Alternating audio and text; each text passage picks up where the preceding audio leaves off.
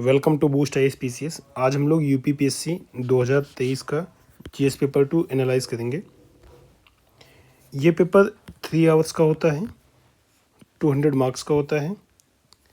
इस पेपर में section A में 10 question 125 word each, section B में भी 10 question 200 word each. Paper Hindi और इंग्लिश आपको दोनों मिलेगा, जैसा कि आप यहाँ देख सकते हैं। स्ट्रक्चर कुछ इस टाइप का होगा। Section A 10 question 8 marks each 125 word. Section B 10 question 12 marks each 200 word. Question भी एक बार देख लीजिए।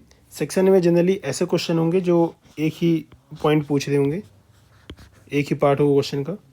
8 मार्क्स का है क्योंकि आप देख सकते हैं ये चीज़। सेक्शन बी में वहीं पे क्वेश्चन ऐसा होगा जिसमें 2 पार्ट होंगे, जैसे कि critically examine the increasing powers of and role of prime minister and how does it impact other institution. 2 part 12 number. ठीक है, इस तरीके से पेपर है। ओके, नेक्स्ट आगे चलते हैं। सबसे पहले अपना सेक्शन ए आता है। इसमें पहला question, why the preamble is called the philosophy of the Indian constitution. देखो, अब यहाँ पे बेसिक सबसे पहला इंपॉर्टेंट प्रीलिम्स और मेंस दोनों के लिए प्रेम्बल है।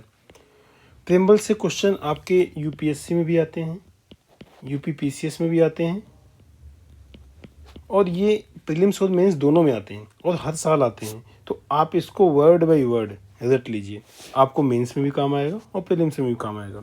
सबसे पहले इंट्रोड्यूस करिए, कैसे कर सकते हैं। देखो, इंट्रोडक्शन में ध्यान रखना आप लोग को कि आपका 8 नंबर का है, तो आप ज़्यादा से ज़्यादा 1 नंबर आपको इसमें मिलेगा। इसी तरीके से कंक्लूजन में भी आपको 1 नंबर मिलेगा। बॉडी पार्ट आपको 6 नंबर कंटेंस करती है। इसके अलावा अगर आपको वर्ड लिमिट देखनी है तो वर्ड लिमिट 125 वर्ड में आपको कुछ ऐसा कर रखना है। 10 to 15 वर्ड आपको इंट्रोडक्शन में देना है। ज़्यादा से ज़्यादा 20 दे दीजिए, 10 to 20 वर्ड दे सकते हैं, इससे ज़्यादा नहीं। इससे ज़्यादा बिल्कुल मत दीजिए। आपको कंक्लूजन में भी 10 to 20 वर्ड देना है, इसी के आसपास देना है। ठीक है, उसके बाद आपको जो मेन बॉडी पार्ट है उसमें 80 to 100 वर्ड, ये आपकी लिमिट है। 100 वर्ड मैक्सिमम, कम से कम 80 वर्ड तो आपको लिखना ही पड़ेगा। तो इस तरीके से आपको मार्क्स और वर्ड डिवाइड करने हैं। सबसे पहले आते हैं हम अपने पहला क्वेश्चन में। इसमें डिफ़ाइन करिए प्रेम्बल को कैसे डिफ़ाइन कर सकते हैं। तो देखो, प्रेम्बल आप सबने पढ़ा है, आप इसके कोई पॉइंट लिख सकते हैं, या फिर इसको किसने इंट्रोड्यूस किया था, जैसे जवाहरलाल नेहरू ने इंट्रोड्यूस किया था, तो ऐसा कोई भी पॉइंट आप इसमें बता सकते हैं। जैसे the term preamble refers to introduction or preface to the constitution, it contains essence or summary of the constitution so called as the identity card of the constitution. देखो, इन्होंने एक इन्फॉर्मेशन दे दी कि ये आइडेंटिटी कार्ड है किसका, constitution का। ऐसे आप कोई भी इन्फॉर्मेशन जो प्रेम्बल के लिए यूनिक है वो आप दे सकते हो। लाइक आप में से कोई ये भी दे सकता है कि 1942 में अमेंड हुआ था, कोई ये भी दे सकता है कि जवाहरलाल नेहरू ने ऑब्जेक्टिव रेजोल्यूशन पास किया था। ठीक है, तो ये आपका इंट्रोडक्शन हो गया। तो इसमें प्रेम्बल आगे देखते हैं। Preamble as a philosophy of the constitution. देखो, प्रेम्बल में क्लियरली फिलोसफी लिखी हुई है। ठीक है, आप उसको रट लीजिए, बिल्कुल रट लीजिए। पहली क्या है, the preamble embodies the basic philosophies and fundamental values political, moral, religious on which constitution is based. It contains the grand and noble vision of the Constitutional Assembly aspiration of the founding father of Indian Constitution. For example, objective resolution, ये चीज़ अभी हमने discuss किया, किसने पास किया, नेहरू जी ने। The preamble is most precious part of the Constitution, proper yardstick through which one can measure the worth of the Constitution. Preamble tells about the source of the authority, Constitution as a we the people of. देखो, सबसे पहला ही word आप पढ़ते हो, we the people of. Source of the authority क्या है, we the people of. Okay, preamble embodies philosophy of the Indian constitution in describing nature of the Indian state. कैसे, sovereign, socialist, secular, democratic, republic. Next point, preamble as a philosophy of the Indian constitution tells about ideals for which state aspires. कैसे, justice, social, economic, political, liberty. यहाँ पे thought expression missing है, thought expression. ठीक है, thought expression, believe, faith, worship, 5 है इसमें। Equality, status and opportunity, fraternity among all citizens, assuring the dignity of the individual. देखो ये पूरा प्रेम्बल का पार्ट है, अगर आपको प्रेम्बल याद है तो वही उसकी फिलॉसफी है। आप एक एक लाइन को एक्सप्लेन करिए और लिख दीजिए, ये आपके आराम से 8 से 10 पॉइंट हो गए। ठीक है, अब इन्होंने देखते हैं कंक्लूड कैसे किया है। देखो कंक्लूजन में इन्होंने फिलॉसफी पूछी है तो आप उसको उसकी इंपॉर्टेंस बता दीजिए क्या है कंक्लूजन में। Preamble as a part of Indian constitution and its amendability. In Kesavananda Bharati case बहुत ही फेमस केस है, ये बताइए। Supreme court said it is a part of the Indian constitution and can be amended subject to condition of the basic structure of the constitution. Thus, it can be said without doubt the preamble exhibits the philosophy of the Indian constitution and its very soul. ठीक है, M Hidayatullah. ये exam में prelims में ही पूछा गया है कि ये स्टेटमेंट किसने बोला है। अगर आपने प्रीलिम्स अच्छे से पढ़ा है तो आराम से ये कर लेंगे। Next, why second amendment is called revision of the Indian constitution. देखो जो क्वेश्चन अभी पीछे हमने यहाँ पढ़ा था, ठीक है, उसी से रिलेट करता वो क्वेश्चन यहाँ पे आ गया। 42nd amendment 1976 had amended a substantial portion of the Indian Constitution up to the extent some scholars referred it as a mini constitution. Mini constitution क्यों कहते हैं आगे हम देखेंगे इसको। 42nd amendment A revision of the Indian constitution, क्या add किया इसने? Socialist, secular and integrity in Indian preamble, added fundamental duties by the citizen, part 4A, made president bound by the advice of the cabinet, provided for administrative tribunals and other matters, part 14 का A, made in constitutional amendment beyond the scope of the judicial scrutiny, curtailed power of the judicial review and writ jurisdiction of the Supreme Court. However, ये बाद में restore हो गया था। ठीक है, Minerva मिल काफ़ी इंपॉर्टेंट केस है, LIC वाला केस है, तो मतलब कई सारे ऐसे केस हैं जो इसमें जस्टिफाई कर मतलब आपको बता देंगे कि भाई जुडिशियल रिव्यू जो है वो कर्टल बेशक से हुआ था बट बाद में ये आ गया था, क्योंकि जुडिशियल रिव्यू तो बेसिक स्ट्रक्चर का पार्ट है तो उसे कोई हटा ही नहीं सकता। Laws made for implementation of directive principle of state policy can not be declared invalid on ground of infringement of fundamental right.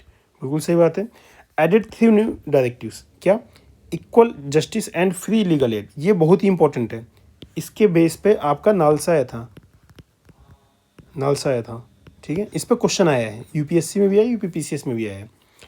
Participation of workers in management of industries 43 है।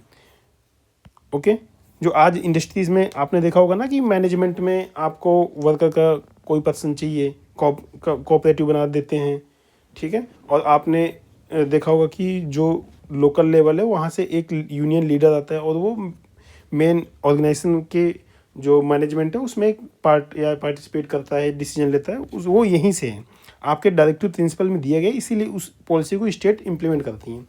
Protection of environment, forest and wild life, actually जो wild life protection act 1972 है, ठीक है, ये सारे act उसके बाद implement होना शुरू हो गए थे, क्योंकि जब तक आप कॉन्स्टिट्यूशन में चेंज नहीं करेंगे कुछ भी कराने के लिए स्टेट को बाउंड नहीं कर सकते हैं।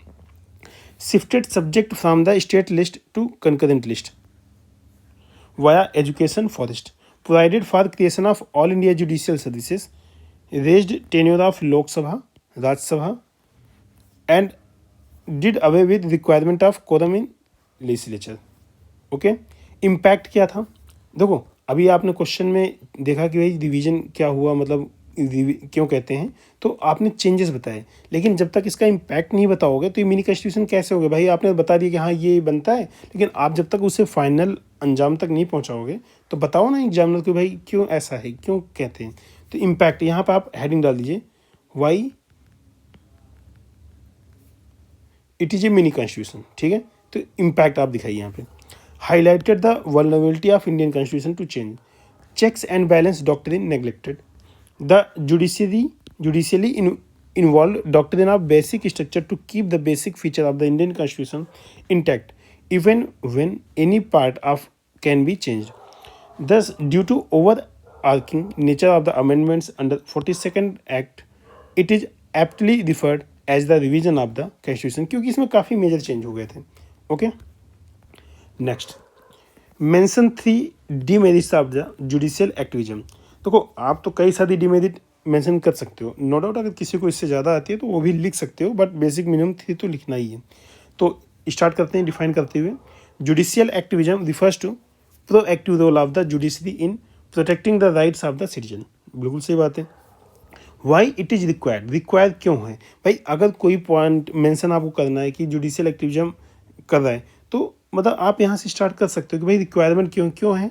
Failure of the executive and legislature to act, violation of the basic human right, misuse and abuse of some of the provision of the constitution article 368। Obvious बात तो हो रहा है, अपने हिसाब से कुछ भी अमेंडमेंट कर दे रहे हैं अगर आपकी मेजोरिटी है। उसके बाद फिर आपका जुडिशरी आ जाता है। ओके, मतलब ये तो क्यों करना चाहिए वो है, ठीक है। जैसे अभी रिसेंट का केस आप देख सकते हो, अरावली वाला केस है।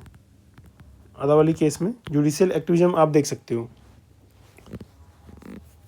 How judicial activism manifested? Through judicial review, through public interest litigation, through constitutional interpretation, through access to international statutes. Okay? Demerits of the judicial activism.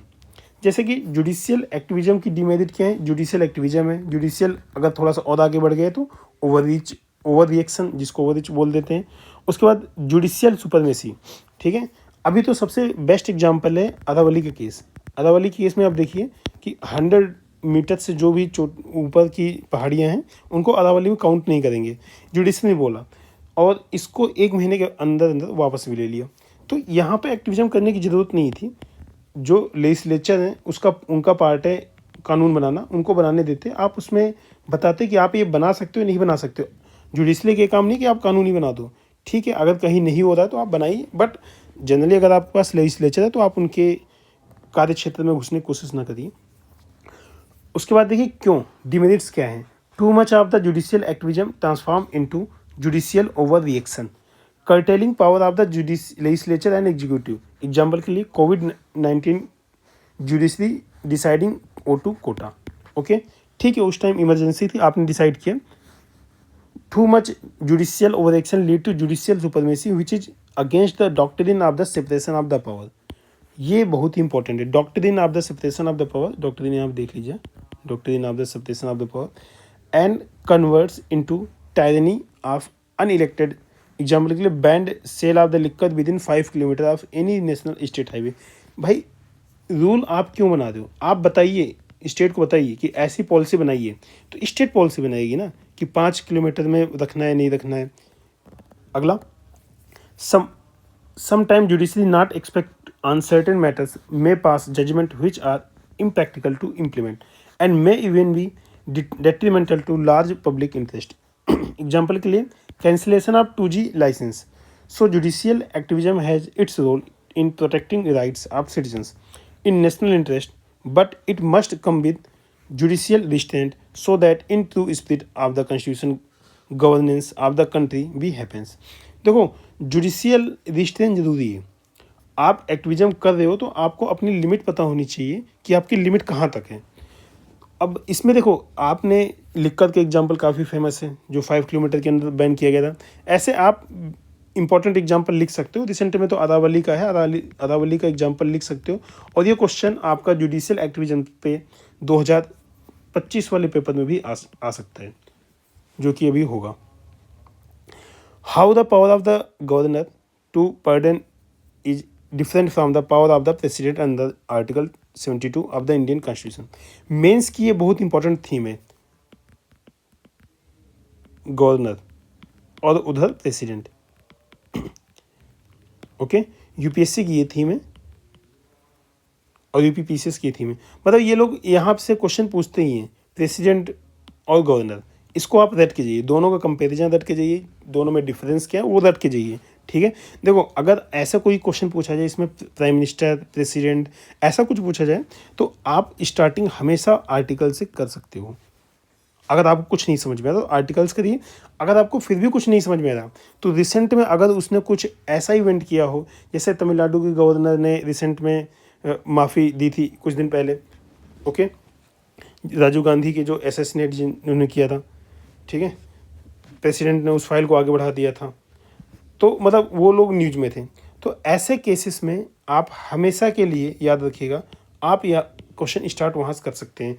जैसे केरला के गवर्नर ने रिसेंटली बिल रोक लिया था, कई सारे बिल रोक लिए थे, तो आप उसको एग्जांपल दे सकते हो, उनका नाम लिख सकते हैं और बता सकते हैं कि ऐसा केस आ रहा है। आप उसमें जजमेंट मत दीजिए, बट आप इशू बताइए क्वेश्चन में कि ऐसा हो रहा है। आप ये जजमेंट मत दीजिए कि मतलब वो ऐसा करते हैं, पॉलिटिकल आइडियोलॉजी चेंज, ये सारा नहीं बताना आपको, केवल कॉन्स्टिट्यूशन वाले पार्ट को डिस्कस करना है। अपनी पर्सनल आइडियोलॉजी बिल्कुल इसमें घुसानी नहीं है। आप ये बता दीजिए कि ऐसा गवर्नर करें, बट गवर्नर को ऐसा नहीं करना चाहिए, ठीक है, ये सारी चीज़ बता सकते हैं। Pardoning power of the president and governor are envisages, देखो इन्होंने आर्टिकल बताया, गवर्नर का आर्टिकल बताया, are envisages in the constitution of India for correcting any judicial errors of the affording relief from duly harsh sentence. दोनों में difference है, 4-5 point आप लिख सकते हैं। पहला इसमें क्या है, power of the governor to pardon under article 160 है, power of the president to pardon under article 72। He can pardon, deprive, despite, remit, suspend, or commute to punishment on sentence of any person convicted of any offence against state law. इसमें he can pardon, deprive, despite, remit and suspend or commute to punishment of or sentence of any person convicted of any offence against central law. He cannot pardon death sentence. ये बहुत important point है। He can pardon, reprieve, respite, remit, suspend और commuted death sentence. ये बहुत ही important difference है, ये आपको लिखना है। और आप लगभग जितने भी लोग तैयारी कर रहे हो, सीरियस लोग, सबको पता है point. Even if state law describes for death sentence the power to grant pardon lies with president. Okay, governor can suspend, remit and commute a death sentence, ठीक है, लेकिन पार्डन नहीं कर सकता। ओके, ये पॉइंट याद रखिएगा। He is the only authority to pardon the death sentence. ये बहुत ही इंपॉर्टेंट पॉइंट है दोनों के डिफरेंस में। He does not possess any pardoning power in respect of the sentence by court martial. Military वाला है तो ऑब्वियस सी बात है, सेंट्रल के पास ही रहेगा पावर। तो he can grant pardon, reprieve, respite, suspend, remission और commutation in respect of the punishment by the court martial. Issues क्या है, तो against doctrine of separation of the power, ठीक है। पार्डनिंग पावर में क्या है भाई, जुडिशरी ने आपको कोई सज़ा सुनाई है, गवर्नर उसे माफ़ कर दे रहे हैं, तो एक तरीके से आप गवर्नर जो एग्जीक्यूटिव है वो जुडिशरी के रोल में इंटरफेयर कर रहा है। ओके, एग्जीक्यूटिव आपका जुडिशरी के रोल में इंटरफेयर किया, जो कि नहीं होना चाहिए। No time frame for appeal, no clear cut guidelines for pardoning sentence and punishment, vulnerable to misuse by vested interest, so time is very ripe for detailed procedural guidelines to enact, so that most precious power, that is pardoning power of governor and president, does not depend upon whims and fancies of a particular person of the government of the time। Obvious सी बात है, कोई एक person decide कर रहा है तो ज़्यादा है ही, ठीक है। इस तरीके से आप कंक्लूड कर सकते हैं। Next question number 5, transparency and accountability are complementary to each other. आपने नोटिस किया होगा ये ट्रांसपेरेंसी और अकाउंटेबिलिटी आपके एथिक्स जीएस पेपर 4 में भी आया है। तो ये एक ऐसा पॉइंट है जो आपके एथिक्स में भी आता है और जीएस पेपर 2 में भी आता है। तो ट्रांसपेरेंसी हो गया, एक ट्रांसपेरेंसी, अकाउंटेबिलिटी हो गया, और आपका आरटीआई हो गया, ठीक है, विजिलेंस हो गया। तो ये ऐसी चीज़ें हैं जो प्रेजेंट के टाइम पे बहुत ही इंपॉर्टेंट है गवर्नमेंट को कंट्रोल में रखने के लिए, ठीक है, और जुडिशरी, एग्जीक्यूटिव, इन सबको लाइन पे लाने के लिए। तो आपको ये ध्यान देना है कि ये ऐसे एकदम की पॉइंट है। मैं आपको ये लिस्ट दूंगा कि क्या क्या टॉपिक है जो रिपीटेड थीम है, आपको इनकी डेफिनेशन अच्छे से रट के जानी है, क्योंकि आपके पास वहाँ पे टाइम नहीं होता है। आपको तुरंत जाइए और लिखिए, आप वेस्ट मत करिए टाइम। देखिए यहाँ से स्टार्ट करते हैं। Transparency and accountability are two important pillars of good governance because of their complementary nature, क्योंकि एक दूसरे कॉम्प्लीमेंट्री हैं। ट्रांसपेरेंसी क्या है, refers to opening of decision and decision making process to public. Accountability क्या है, refers to holding accountable and answerable to decision making authority for their decision. अब देखेंगे यहाँ पे ट्रांसपेरेंसी और अकाउंटेबिलिटी कॉम्प्लीमेंट्री कैसे हैं। When transparency provide information in public only, then authority can be held accountable for their act. Okay, recent electoral bond issue, okay. Transparency तो है और उसके कारण उनकी अकाउंटेबिलिटी फिक्स की जाती है इलेक्टोरल बॉन्ड के केस में। अब तो ये खत्म हो चुका है। Similarly when there is an any mechanism to hold authority accountable for their act only then transparency has any meaning. Example के लिए during dictatorship anyone knows about wrongdoing but it has no meaning in lack of accountability। देखो dictatorship में आपको पता है, जैसे आप example के लिए पाकिस्तान में देखिए, वहाँ पता है कि आर्मी गलत कर रही है लोगों के खिलाफ, लेकिन आप कुछ कर नहीं सकते हो क्योंकि अकाउंटेबिलिटी वहाँ पे फिक्स नहीं की जा सकती, कोई अकाउंटेबल नहीं है उसके लिए। When officials are mandated to disclose information in public domain under the law, then they themselves become accountable as their act come in public and they may be punished। Example के लिए RTI, यही मैं अभी आपको बोला कि रट लो भाई, आरटीआई की डेफिनेशन रट लो, इंपॉर्टेंट क्लॉज रट लो। जैसे 8 में आपको कुछ एग्जाम्शन मिलते हैं, ये सारी चीज़ रट लो एकदम, एग्जाम में हर साल पूछते हैं। Similarly, if there is an accountable system, accountability there will be not be any need for opaque or transparency comes। Example के लिए broadcasting of the judicial proceeding. अब देखो ये जुडिशियल प्रोसीडिंग बहुत अच्छा डिसीजन है क्योंकि आप लाइव देख सकते हो कि जुडिशरी की प्रोसीजर कैसे हैं और मतलब क्या गलत होता है क्या सही होता है वो आप जज कर सकते हो।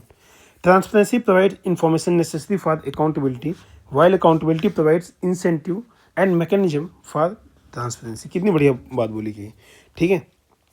देखो एक विशियस साइकिल है, वर्चुअस साइकिल यहाँ पे देख सकते हो।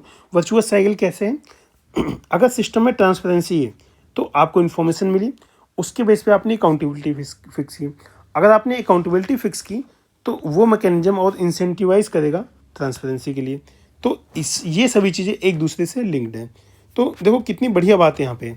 आप इस डायग्राम को बनाते ही 0.5 मार्क्स सामने वाले से एज में आ जाएंगे, ठीक है। इस डायग्राम को ऐसे बना सकते हो और ऐसे बना सकते हो। यहाँ ट्रांसपेरेंसी बनाइए, यहाँ ट्रांसपेरेंसी बनाइए, यहाँ अकाउंटेबिलिटी बनाइए, ये ऐसे बनाइए, ये ऐसे बनाइए, ठीक है।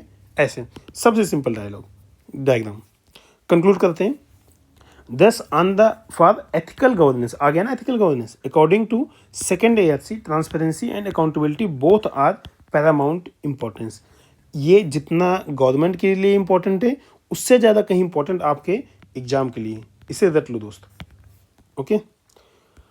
Question number 6, right A analytical roll on the self help groups composition and their function, okay.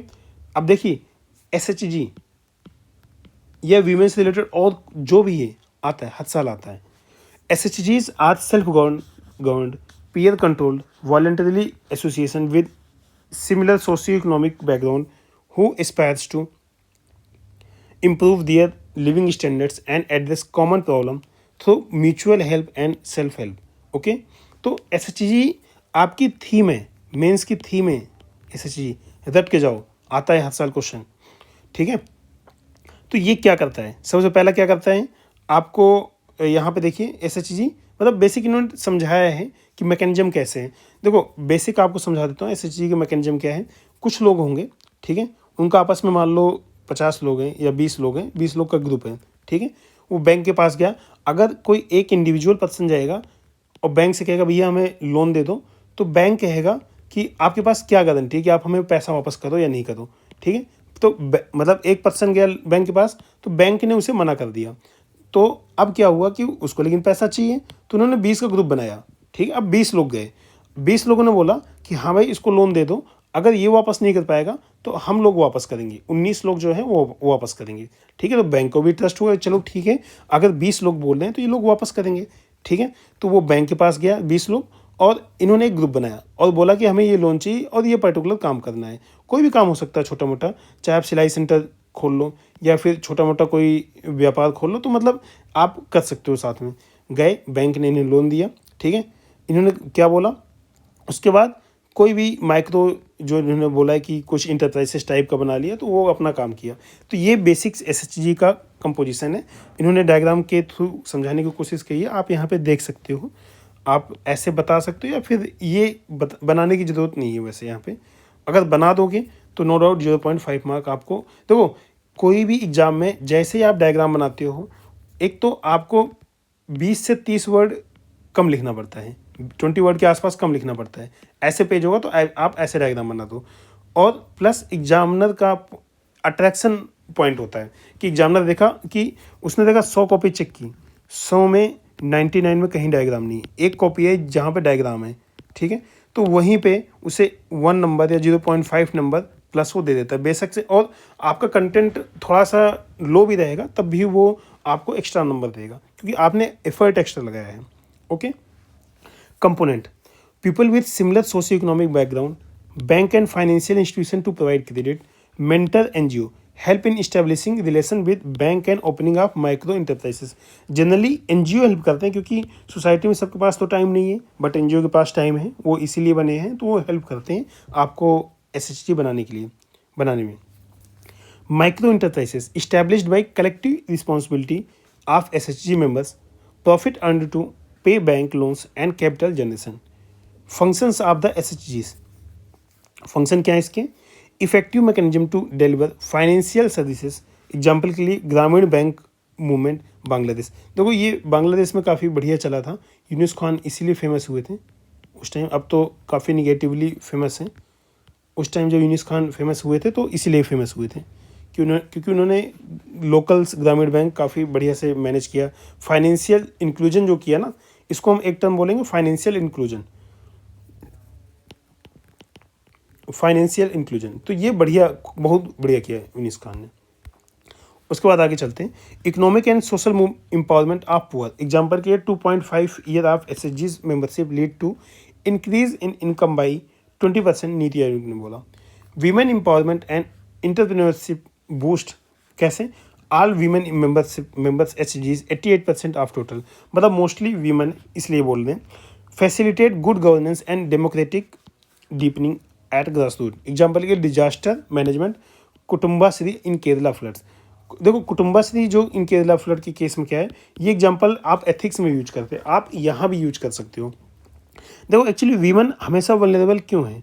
क्योंकि देखो मेन के पास तो उनकी प्रॉपर्टी है, उनके नाम पर प्रॉपर्टी होती है जनरली, इंडिया में तो ऐसा ही फिलहाल ज़्यादातर, तो उनके नाम पे प्रॉपर्टी तो आराम से लोन ले सकते हैं, लेकिन वीमेन के पास तो कुछ भी नहीं रखने के लिए। ओके, और जो वल्नरेबल होती है उन्हीं को ज़्यादा ज़रूरत है, तो वो वल्नरेबल भी हैं और उनके पास कुछ है भी नहीं, तो उस केस में SHG बहुत ही हेल्पफुल है उनके लिए। इसीलिए इसका जो बेनिफिट है, all women member SHGs are 80% of total, क्योंकि मेन के पास तो ऑप्शन है, उनके पास नहीं है, तो इसलिए 88% आपके टोटल वीमेन SHGs हैं। Increase in social capital by group accountability, fighting social evils. Okay, what more needs to be done, क्या और इसमें करना चाहिए? Encouragement in northern part of the country, क्योंकि अभी नॉर्थ इंडिया में थोड़ा सा कम है। प्रॉपर ट्रेनिंग, देखो जो इलिटरेसी है, इलिटरेट हैं, देखो कोई लिटरेट भी है, ठीक है, जैसे एग्जांपल के लिए बताता हूँ, अगर आप लोग UPSC या UPPSC या फिर किसी स्टेट PCS की या फिर UPSC की तैयारी नहीं कर रहे होते, तो आपको गवर्नमेंट की कितनी स्कीमों के बारे में पता होता? हार्डली 2 या 4, मतलब गवर्नमेंट ने मोर देन 100 स्कीम चलाई है, उसमें आप केवल 2 से 4 जानते हो, जबकि आप सब लोग पढ़े लिखे हो। तो सोच के देखो, जो इलिटरेट है उसे तो हार्डली कोई 1 या 2 स्कीम पता होंगी। तो गवर्नमेंट स्कीम चला रही है वो एक पार्ट है, लेकिन लोगों को पता होना चाहिए वो उससे भी ज़्यादा इंपॉर्टेंट पार्ट है, ठीक है। आगे इसमें micro enterprise based new age. Okay, age के हिसाब से आप उनको समझाइए कि किसके लिए कौन सी इंटरप्राइजेस इंपॉर्टेंट है। Regulation on bank interest rate, अगर बैंक SHGs को ज़्यादा इंटरेस्ट पे दे रहा है तो आप उसमें थोड़ा सा सब्सिडी लगा दीजिए, बता दीजिए अगर ये लोग टाइम से देते हैं तो आप 1% या 2% आप और माफ़ कर देंगे। इससे क्या होगा, वो इंसेंटिवाइज होंगे कि अगर हम जल्दी लोन पे करेंगे तो हमें कुछ कम देना पड़ेगा, ऐसा टाइप का एग्जाम। अब इसमें कंक्लूड करेंगे, 10 truly SHGs can become nation help group. Actually ये सेल्फ हेल्प ग्रुप नहीं है, ये नेशन हेल्प ग्रुप है। कितनी बढ़िया बात बोली, as suggested by our prime minister if these are utilize at their full potential. तो ये लाइन इंपॉर्टेंट याद रखना, रट लेना, नेशनल हेल्प ग्रुप। आप जहाँ कहीं भी नोट बना दे उसमें नेशन हेल्प ग्रुप इनको बोला गया है। किसने बोला है? मोदी जी ने। मोदी जी अगर कुछ बोल दे रहे हैं तो आप उसको नोट कर लीजिए, ठीक है, उसको लिखिए। एग्जाम में हमेशा आपके कंक्लूजन का जो 1 नंबर है ना, वो आपको 1 का 1 दिला देगा पूरा, और आप दूसरे से बहुत ज़्यादा आगे निकल जाएंगे। Okay, next, the application of information and communication technology. ये क्वेश्चन जो ICT है ना, ये बहुत ही इंपॉर्टेंट है। ये आपका UPSC में भी पूछा गया था और यहाँ स्टेट PCS में भी पूछा गया। तो एक हमेशा पॉइंट याद रखिए, जो GS2 पेपर है ये काफ़ी ज़्यादा डायनेमिक पेपर है। इसमें स्टैटिक को करंट से बहुत ही अच्छे से लिंक करते हैं, स्टैटिक प्लस करंट। तो जो करंट में चल रहा है आप उसे रट के जाइए, आपको स्टैटिक पार्ट से थोड़ा सा लिंक करिए, आपको क्वेश्चन बन गया। बस यही है GS paper 2। According to World Bank, the a new form of governance known as e governance refers to carrying out function and achieving the result governance through ICT। देखो अभी गवर्नमेंट एक चला रही है मिशन कर्मयोगी, मिशन कर्मयोगी, ठीक है। ये भी आप इसी का कहीं ना कहीं से एक पार्ट है। एप्लीकेशन क्या है ICT का? तो आप सोचिए कि गवर्नमेंट को किससे अपना बिजनेस इंप्रूव करना पड़ेगा। मतलब एक साइड गवर्नमेंट है, इसको अपना रिलेशन इंप्रूव करना है। कौन हो सकता है? गवर्नमेंट टू गवर्नमेंट हो सकता है, गवर्नमेंट टू बिजनेस हो सकता है, गवर्नमेंट टू सिटीजन हो सकता है, ठीक है। और कौन हो सकता है? गवर्नमेंट टू एम्प्लॉय हो सकता है, ठीक है। गवर्नमेंट के पास तो बेसिक यही लोग हैं ना कि आपको गवर्नमेंट को इन्हीं से रिलेशन इंप्रूव करना है। किससे? Government to government, government to business, government to citizen और गवर्नमेंट टू एम्प्लॉय। सिंपल। आपको 125 वर्ड लिखने, एक एक लाइन सबके लिए लिख लीजिए। जैसा कि इन्होंने लिखा है, between central government and state government, various department, ministry of the government. Example के लिए smart governance of Andhra Pradesh PM गति शक्ति पोर्टल, ठीक है। तो देखिए PM गति शक्ति पोर्टल इसलिए एग्जाम्पल दिया गया है क्योंकि अभी आपने देखा होगा जब गुजरात और मुंबई के बीच में बुलेट ट्रेन बन रही थी तो कुछ इशू आया था लैंड एक्विजिशन का, जिसमें महाराष्ट्र में दूसरी गवर्नमेंट थी शिवसेना की, तो उन लोगों ने मतलब लैंड देने से मना कर दिया था या फिर कुछ इसमें हिंड्रेंस लगा दिया था। अल्टीमेटली प्रोजेक्ट को डिले किया था। तो इसलिए गवर्नमेंट टू गवर्नमेंट कोऑपरेशन होना बहुत ही ज़रूरी है। इसी तरीके से government to business for licence approval, मतलब आपका सिंगल पोर्टल अप्रूवल होना चाहिए। जैसे मतलब अगर कोई जाए तो फाइल लेकर इधर उधर ना घूमे, आप सिंगल पोर्टल बनाइए, वहाँ से अप्रूवल लें। इससे क्या होगा कि आपका बिजनेस इन्वायरमेंट भी इम्प्रूव होता है। एग्जाम्पल के लिए परिवेश portal, ministry of environment forest and climate change. For procurement के लिए गवर्नमेंट मार्केट प्लेस। आपको कुछ भी लेना है गवर्नमेंट मार्केट प्लेस पे जाइए, आपको मेड इन इंडिया बहुत सारे प्रोडक्ट मिल जाएंगे। गवर्नमेंट टू सिटीजन कैसे? Most important implication of the ICT। देखो आप जितनी स्कीम ला रहे हो, जितने प्रोजेक्ट ला रहे हो, वो किसके लिए ला रहे हो? वो सारा का सारा सिटीजन के लिए ला रहे हो। अगर सिटीजन को पता ही नहीं कि उनके लिए आप क्या कर रहे हो, आप कुछ भी कर रहे हो, उनके लिए तो सब जीरो है। इसलिए सिटीजन को पता होना चाहिए कि भाई आप उनके लिए कर क्या रहे हो। जैसे कि अवेयरनेस के लिए मोदी जी ने क्या कर रखा है, मन की बात।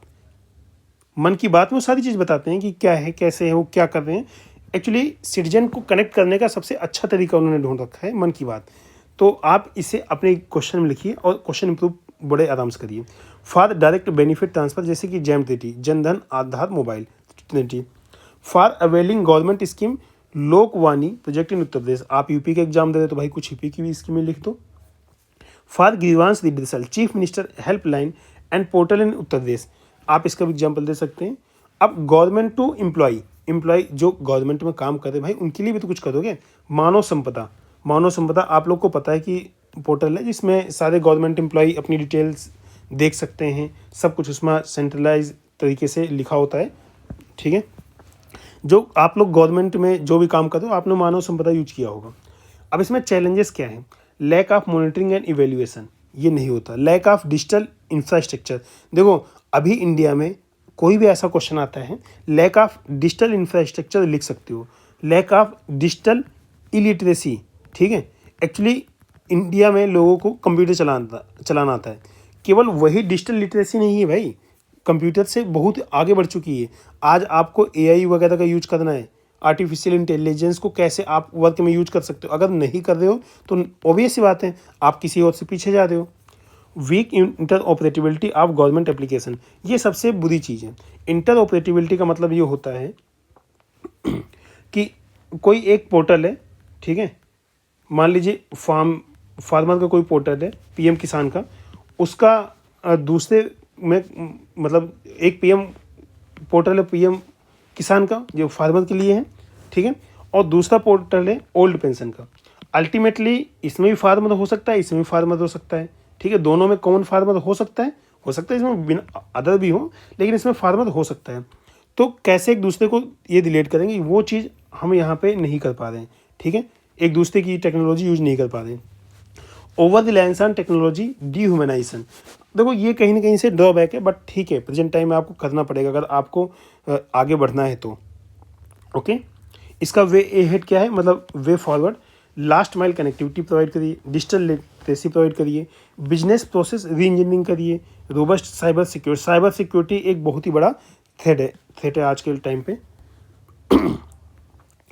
कंक्लूड करेंगे, the ICT has immense capacity to increase ease of governance by following concept of minimum government and maximum governance in new India. Okay, question अगला, the failure of the SAARC force India to strengthen BIMSTEC explain करना है, ठीक है। देखो SAARC fail हो गया, आप सबको पता है, उसके जगह पर दूसरी ऑर्गेनाइजेशन बिमस्टेक है, ये काफ़ी बढ़िया चल रही है, बट वही बात है ना कि जैसे अभी बांग्लादेश है, बांग्लादेश की क्राइसिस के बाद ये भी थोड़ा सा लो पड़ गया है। अब देखिए सार्क को डिफाइन करिए, South Asian Association for Regional Cooperation is an economic geographical organisation of 8 countries primarily located in South Asia, ठीक है। अब देखो आप में से इसमें मतलब ये भी लिख सकते हो, अगर किसी को कुछ नहीं याद आता तो आप सार्क के नेशन ही लिख दीजिए, 8 कंट्री सार्क के लिख दीजिए, ठीक है। देखो सार्क की कंट्री में आप कैसे याद रखोगे, सबसे आसान तरीका क्या है, सबसे आसान तरीका इंडिया +5, इंडिया के साथ 4 और हैं, ठीक है। तो ये 5 तो हमेशा रहेंगे, कौन कौन, इंडिया हो गया, श्रीलंका हो गया, बांग्लादेश हो गया, नेपाल हो गया और भूटान हो गया, ठीक है। ये इंडिया कहीं ना कहीं इंडिया से रिलेटेड है, इंडिया के पार्ट कभी ना कभी रहे, तो मतलब ग्रेटर हिंदुस्तान, जैसे ग्रेटर आज बांग्लादेश का कॉन्सेप्ट लगा दें, वैसे 5 ये तो हमेशा आप रखिए, सब में दोनों में कॉमन है, ठीक है। अब इसमें 3 कौन कौन और हैं, अफगानिस्तान, पाकिस्तान और मालदीव, ये 3 है, 5 3 8 हो गए। इधर कौन कौन हो गए, इन 5 के अलावा आपका म्यांमार हो गया प्लस थाईलैंड हो गया, ठीक है। तो ये 5 ऐसे और ऐसे, ये 3 7 और 8 यहाँ पे, मतलब 8 इसमें 7 इसमें, बिमस्टेक में 7, ठीक है।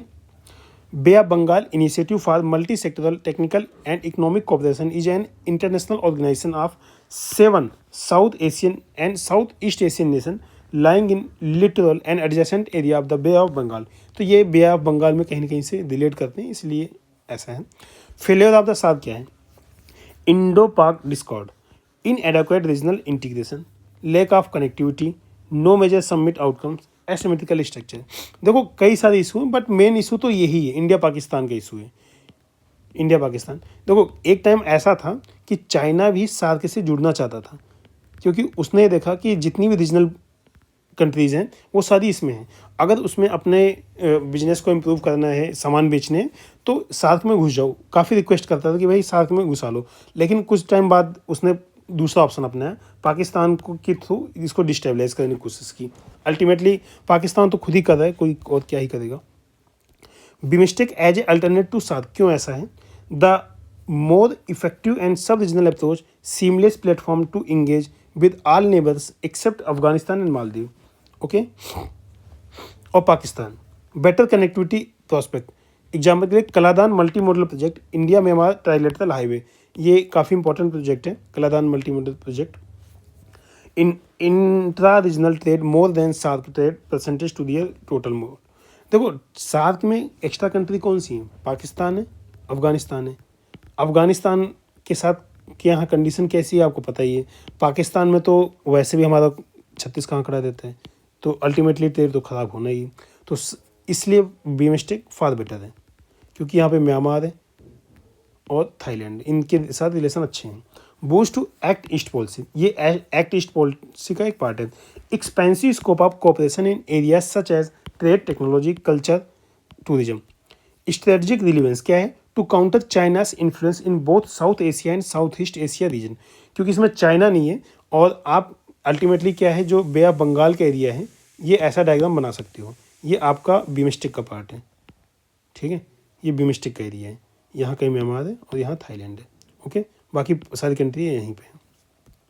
Over presence of China in region. Okay, देखो अब इसमें चैलेंजेस इन्होंने क्या बताया, state not a perfect substitute, missing identity in SAARC, South Asian identity. Obvious सी बात है, अब आप पाकिस्तान और अफगानिस्तान, देखो कैसे भी हो, जैसे अटल बिहारी वाजपेयी जी ने बोला था, आप अपने फ्रेंड्स तो चुन सकते हो, लेकिन आप अपने पड़ोसी नहीं चुन सकते हो। ठीक है, पड़ोसी आपको मिलेंगे ही मिलेंगे, जो रहेंगे वही रहेंगे, वो चाहे आपके घर के पास का हो, चाहे आपके देश के पास का हो। Over presence of China in region, unresolved issue between BIMSTEC countries, जैसे रोहिंग्या इशू, ये एक बड़ा इशू है जो कि म्यांमार में क्राइसिस हुई थी, रैखान प्रोविंस में, अभी तक सॉल्व नहीं हुई। अभी बांग्लादेश ने इन्हें एक अलग से आइलैंड पे रखा है और इनको जो यूएन ये लोग खाना वगैरह सब आइडेंटिटी वगैरह प्रोवाइड कर रहे हैं। वे फॉरवर्ड में क्या है, put greater diplomatic capital behind BIMSTEC but SAARC can not be ignored, बिल्कुल सही बात है। डिलीवरिंग 3C, क्या 3C, culture, connectivity, commerce, in both SAARC and, ये भी गवर्नमेंट के पोर्टल पे आपको मिल जाएगा, culture, connectivity and commerce in both SAARC and BIMSTEC. ये ऐसे कीवर्ड है जो आपको जो मेंस आने वाला उसमें भी यूज कर सकते हैं। आप इसको लिखिए, नोट करिए, एक पेपर ले लीजिए, आप एक पेपर के डिस्कशन में हार्डली 15 से 20 कीवर्ड आते हैं। ठीक है, केवल इनको कलेक्ट कर लीजिए, आपका मेंस समझ लो रेडी है। Time bound completion for all projects, इसको कंक्लूड करेंगे, thus by shedding its big brotherly image, India must put effort into reinvigorate SAARC at the same time broaden agenda with BIMSTEC नोटिव। मतलब ये बोल रहे हैं कि आप सार्क को इम्प्रूव करो, बिग ब्रदर का रवैया मत अपनाओ, दोनों सार्क और बिमस्टिक दोनों को साथ साथ रखो, मतलब एक साथ ले चलो, वो अच्छा रहेगा। Okay, next question number 9, explain the rational behind India's involvement in quad. देखो अगर ऐसा क्वेश्चन आता है तो आप ये सोचो स्टार्ट कैसे कर सकते हो।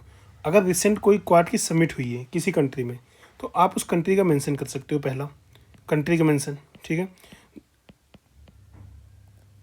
दूसरा पॉइंट क्या कर सकते हो, आप ये बता सकते हो कि क्वाड में कितनी कंट्रीज़ हैं। जैसे आपको पता है 4 कंट्रीज़ हैं, इंडिया, जापान, यूएस, ऑस्ट्रेलिया। ठीक है, ये 4 हैं आप इनका मेंशन कर सकते हो। बाकी अगर कोई क्वाड ने अनाउंसमेंट की है तो उसको लिख सकते हो, तो ऐसे आप डिफाइन कर सकते हो और ऐसे ही स्टार्ट कर सकते हो। इन्होंने स्टार्ट किया है, quadrilateral security dialogue is an informal strategic group gradually moving towards formalization of 4 like minded countries democracies. कौन कौन सी, US, India, Japan, Australia. Rational क्या है इसके बिहाइंड इन्वॉल्वमेंट का, तो क्वेश्चन में रेशनल पूछा है ना, तो आपकी हेडिंग पढ़नी चाहिए रेशनल बिहाइंड इंडियाज इन्वॉल्वमेंट। आप सीधा उस पॉइंट को लाइए, आपको एग्जाम में हेडिंग नहीं ढूंढनी है, जो क्वेश्चन पूछ रहा है उसी को यहाँ पे उठा के ले जाइए, ये आपकी हेडिंग हो गई। India's enhanced global profile, example Asia Pacific to Indo Pacific, emergence as key regional player, net security provider in Indian Ocean region, promotion of India's national interest, that is counter-terrorism, trade, technology partnership, supply chain resilience initiative, moving toward pragmatic diplomacy, that is engagement with both regional and non-regional democracies। मतलब हम Japan के साथ भी और US के साथ, दोनों के साथ इंगेज कर रहे हैं। Synergies with act East policy, जो साउथ ईस्ट एशियन नेशन है उनसे हम अपना इंगेजमेंट बढ़ा रहे हैं, तो उसमें ये सिंक्रोनाइज कर रहे हैं। Close defence cooperation among quad, obvious बात है। उसके बाद counter Chinese aggression in India Indo Pacific, देखो यूएस का मेन टारगेट ये है, वो चाइनीज़ एग्रेशन को काउंटर करना चाहता है इंडिया के थ्रू, क्योंकि क्वाड में दूसरा कंट्री जापान है जो कि मिलिट्रीली उतना स्ट्रॉन्ग नहीं है, सेम ऑस्ट्रेलिया है वो भी इतना मिलिट्री स्ट्रॉन्ग नहीं है, लेकिन इंडिया हर तरीके से स्ट्रॉन्ग है। तो यूएस चाहता है वो इंडिया के थ्रू चाइना को काउंटर करना, इसलिए वो एलआई क्वाड में बढ़ा रहा है। अगला, अब देखो इसकी कुछ लिमिटेशंस है, जैसे डिस्टेंसिंग ओल्ड एलाइज, जैसे रसिया इंडिया का ओल्ड एलाइज है, ऑब्वियस सी बात है वो क्वाड से ज़्यादा खुश तो नहीं है बट बहुत ज़्यादा कुछ बोला नहीं है। इम्पैक्टिंग स्ट्रेटेजिक ऑटोनॉमी, उसके बाद suspicion among neighbours for involving extra regional power in, next unnecessary involvement in Sino US rivalry. तो मेन पॉइंट तो यही है कि चाइना और यूएस आपस में इन्वॉल्व में इनकी राइवलरी है, वो चाहे इकोनॉमिक हो, चाहे स्ट्रेटजिक हो और चाहे मिलिट्री टाइप की हो, हर तरीके से एक दूसरे से इन्वॉल्व हैं, ठीक है, इनकी राइवलरी, उसमें इंडिया अननेसेसरी इन्वॉल्व हो जाएगा। ये सबसे बड़ा इशू है। अच्छा, एक और पॉइंट समझिएगा, क्वाड में जितनी कंट्रीज़ हैं उसमें यूएस का बॉर्डर चाइना से नहीं लगता, जापान का कोई लैंड बॉर्डर नहीं लगता, नो डाउट वो मतलब मैरी टाइम बॉर्डर लगता है, कुछ आइलैंड पे डिस्प्यूट है, बट इंडिया का डायरेक्टली लैंड बॉर्डर लगता है चाइना से।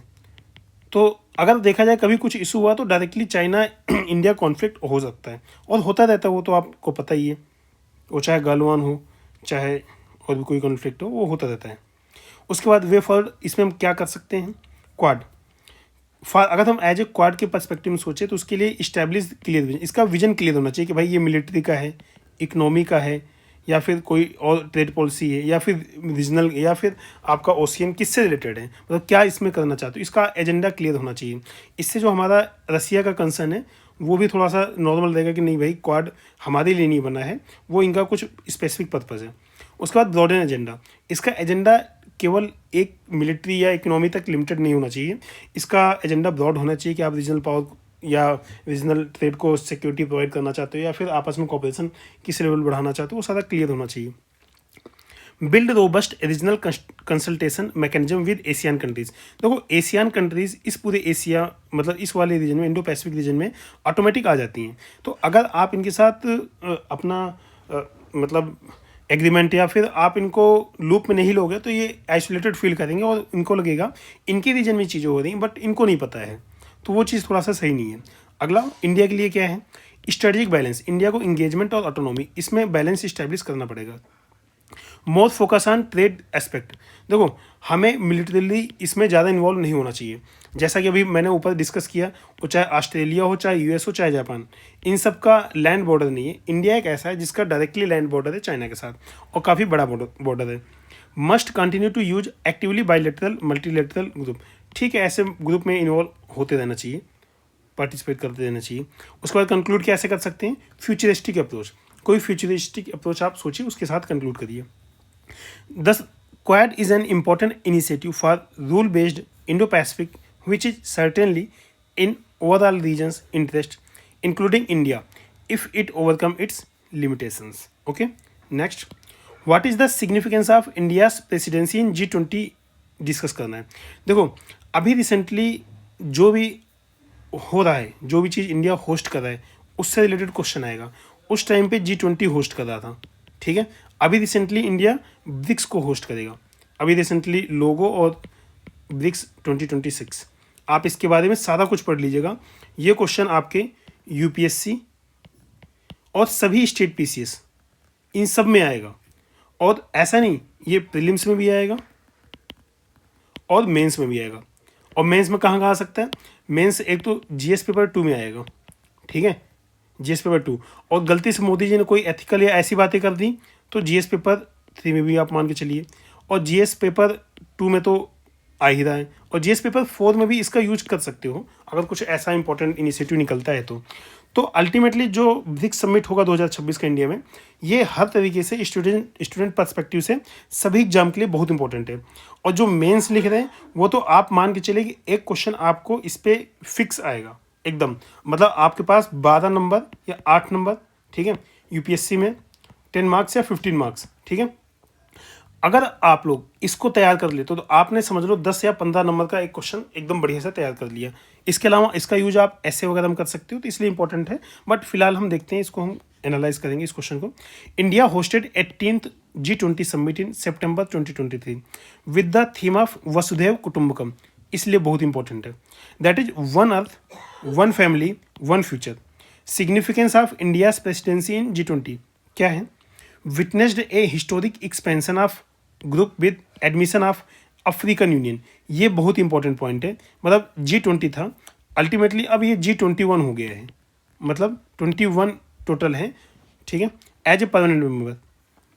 Strategic importance provided platform for India's to engage with other major power including US, China, Russia.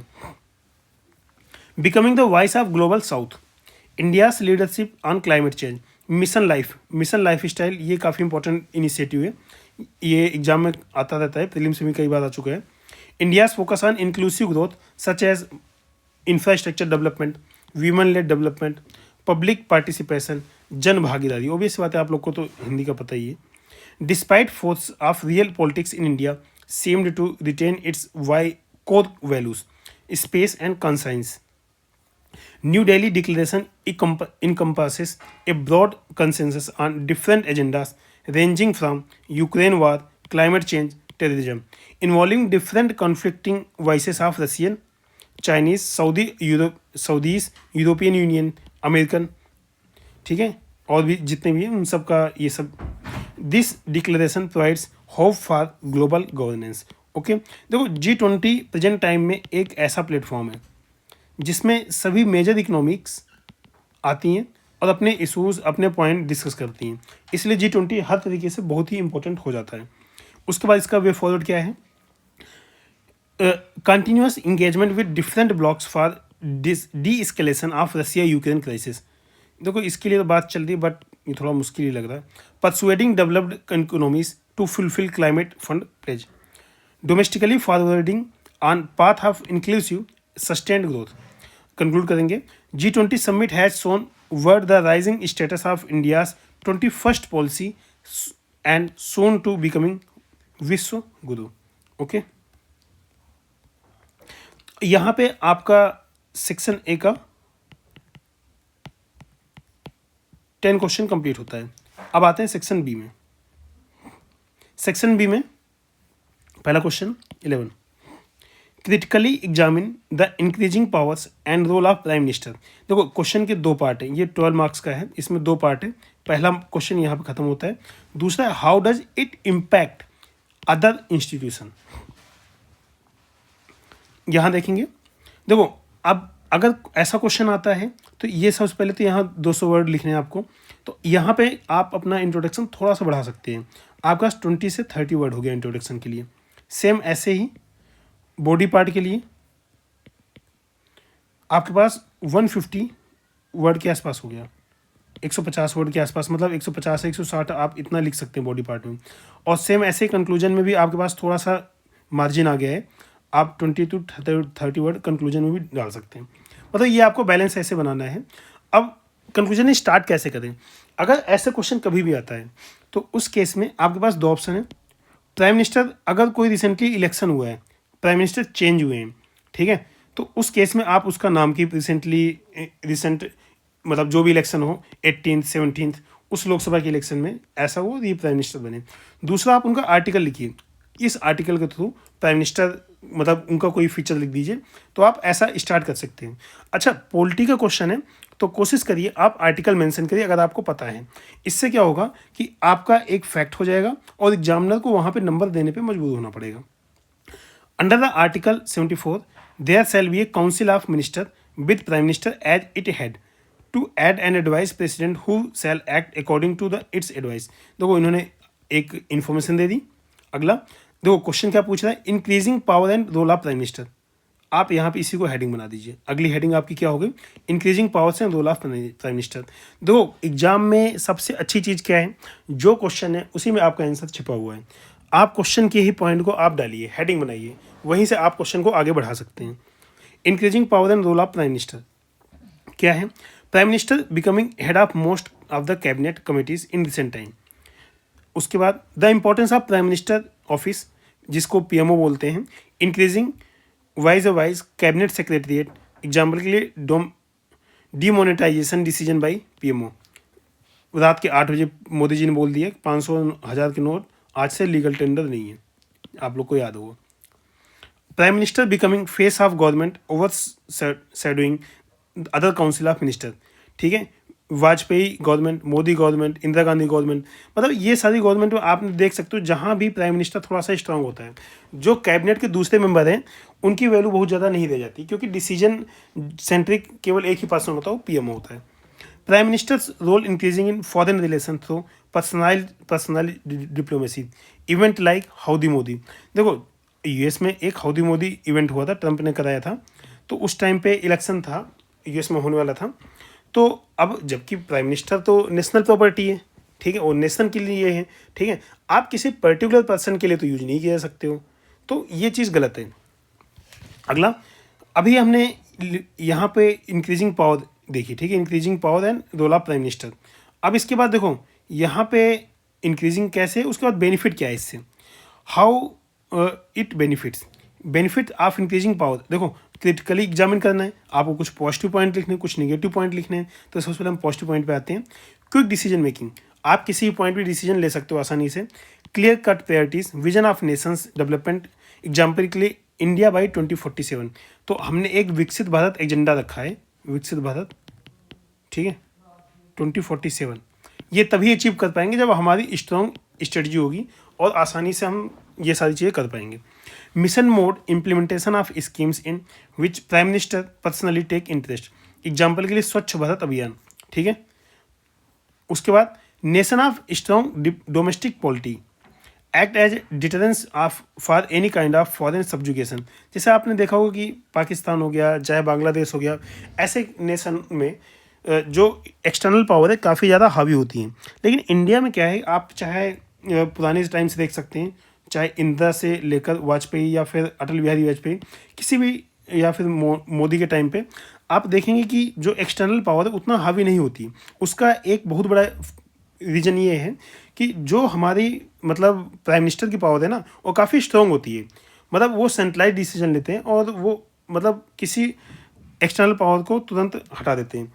अब लेकिन पाकिस्तान हो गया या फिर बांग्लादेश हो गया, ऐसे नेशन में प्राइम मिनिस्टर उतना स्ट्रांग नहीं होता है। तो उस केस में क्या है, जो एक्सटर्नल पावर कहीं ना कहीं से हावी होती है। ये एक पॉइंट, अच्छा पॉइंट है, आप इसके बेनिफिट लिख सकते हैं। अब इसके देखेंगे, how does it impact other institution, वो कैसे इम्पैक्ट करता है। Parliamentary form of the government gradually moves to prime ministerialship form of government. The collective responsibility doctrine weakens as major decision making body by the prime minister alone. Judiciary, देखो obvious सी बात है, judiciary independence is threatened when role of prime minister increases, example के during prime minister Indira Gandhi resign. Obvious सी बात है, इंदिरा गांधी के time पर जुडिशरी काफ़ी ज़्यादा वीक हो गई थी, बट अभी ऐसा नहीं है। Due to cult leadership and charismatic personality of prime minister even at party level internal democracy get hit. देखो इंडिया में इसका बहुत ही ज़्यादा इशू है कि जो इंटरनल डेमोक्रेसी है ना, वो मिसिंग है कहीं पॉलिटिकल पार्टी में। मतलब मेजर पॉलिटिकल पार्टी जो हैं उसमें इंटरनल डेमोक्रेसी नहीं है। आप मतलब जो उनकी पैतृक डेमोक्रेसी वो कह सकते हैं एक तरीके से। Role of cabinet secretariat contract, उसके बाद under high power of prime minister state government start acting in his pressure and doctrine of federalism and undermined. Example के लिए अभी आप लिख सकते हो तमिलनाडु का, केरला का, वेस्ट बंगाल का। मतलब खींचातानी हमेशा चलती रहती है इन सभी स्टेट में। उसके बाद वे फॉरवर्ड, मतलब क्या करना चाहिए, what needs to be done. There must be proper check and balance by judiciary and legislature to balance power of the prime minister. Need of strong internal democracy, ये जो बात चल रही है internal democracy within party, जो कि बहुत ही ज़्यादा मिसिंग है इंडियन पॉलिटिकल पार्टी में, ये होनी चाहिए। So young member also get chance to contest election. The principle of collective responsibility be adhered and other council of minister must act according to will of people rather than leader of party।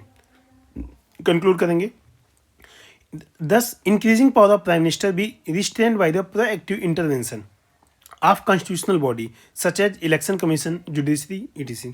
Obvious बात है power का balance होना बहुत ज़रूरी है और जो constitution में लिखा गया उसके अकॉर्डिंग चलना चाहिए। इसी को बोलते हैं लेटर एंड स्पिरिट, मतलब लिखा भी गया है और उसको फॉलो भी कर रहे हो। Question number 12 next, how does the federal structure in India accommodate the diverse needs and aspiration of different state. ये पहला क्वेश्चन का पार्ट। दूसरा क्या है, are there any challenges, if yes then how they are addressed. देखो 12 number का होगा question. अब देखो इसको स्टार्ट करते हैं। सबसे पहले आप फेडरलिज्म बता सकते हो या फिर फेडरलिज्म के बारे में किसी ने कुछ बोला है, क्योंकि फेडरल स्ट्रक्चर पूछ रहा है ना इन इंडिया, ठीक है। तो आप ये बता सकते हैं कि फेडरल के बारे में कुछ बोला है, या फिर फेडरलिज्म, या फिर ये बता सकते हैं कि रिसेंटली फेडरलिज्म कैसे चैलेंज फेस कर रहा है, ठीक है। आपको कोई रिसेंट इवेंट याद हो, जैसे कि बंगाल में कुछ न कुछ इशू चल रहा है, ठीक है, केरला का गवर्नर बिल रोक दे रहा है। तो ये सारे चैलेंजेस एक तरीके से फेडरलिज्म के। इसमें देखिए इन्होंने स्टार्ट किया है, Many scholars such as Casey Ware has argued that nature of Indian constitution is quasi-federal, which has its own benefit and limitations. Okay. Feature of the Indian federalism ये क्या है? देखो ये 7 फीचर है, ठीक है, इसको रट लेना, ठीक है, एकदम रट लो, ठीक है, एग्जाम में आते ही आते हैं, ठीक है.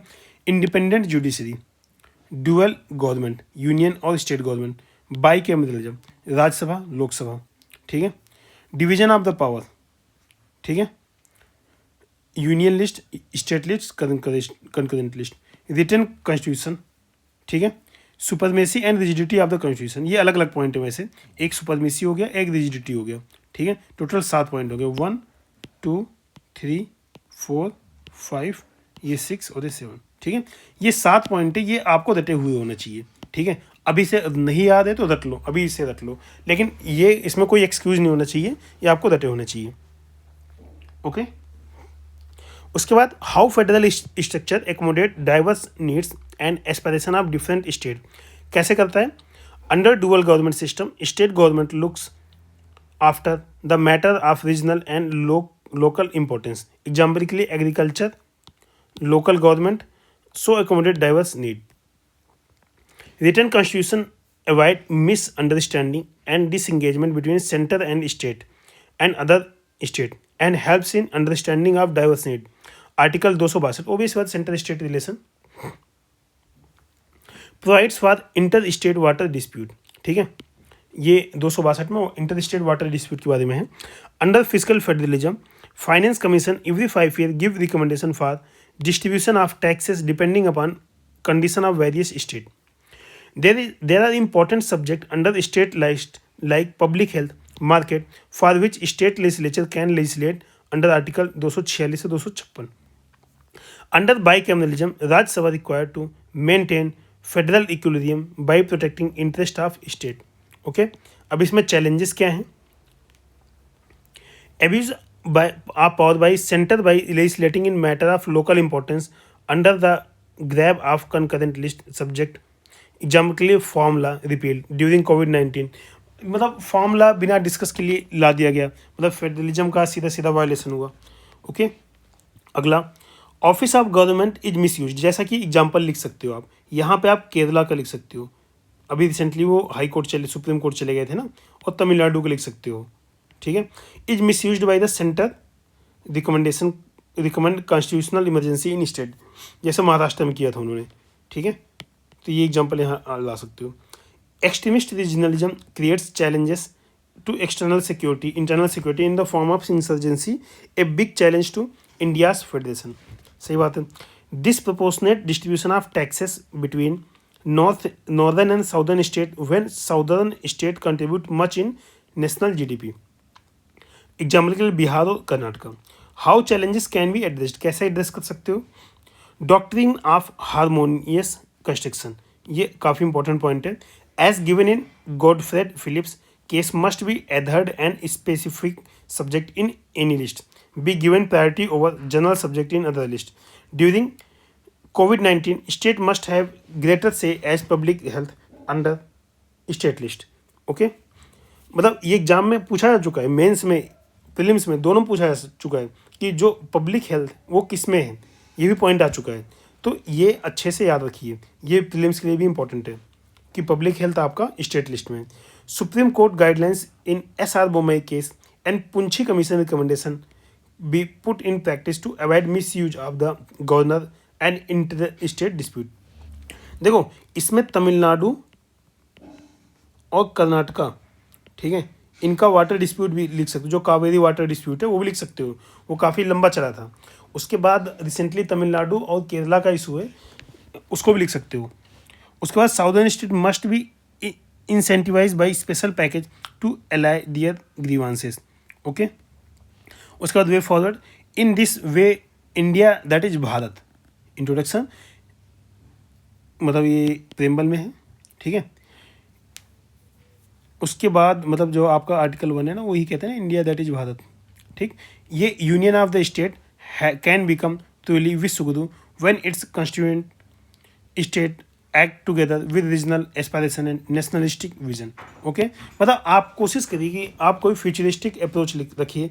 यहाँ आप ऐसे भी लिख सकते हो कि अगर फेडरलिज्म स्ट्रांग रहेगा तो जो हम विकसित भारत 2047 है उसको अचीव कर पाएंगे आसानी से। Okay, next question number 13, why alternative mechanism of dispute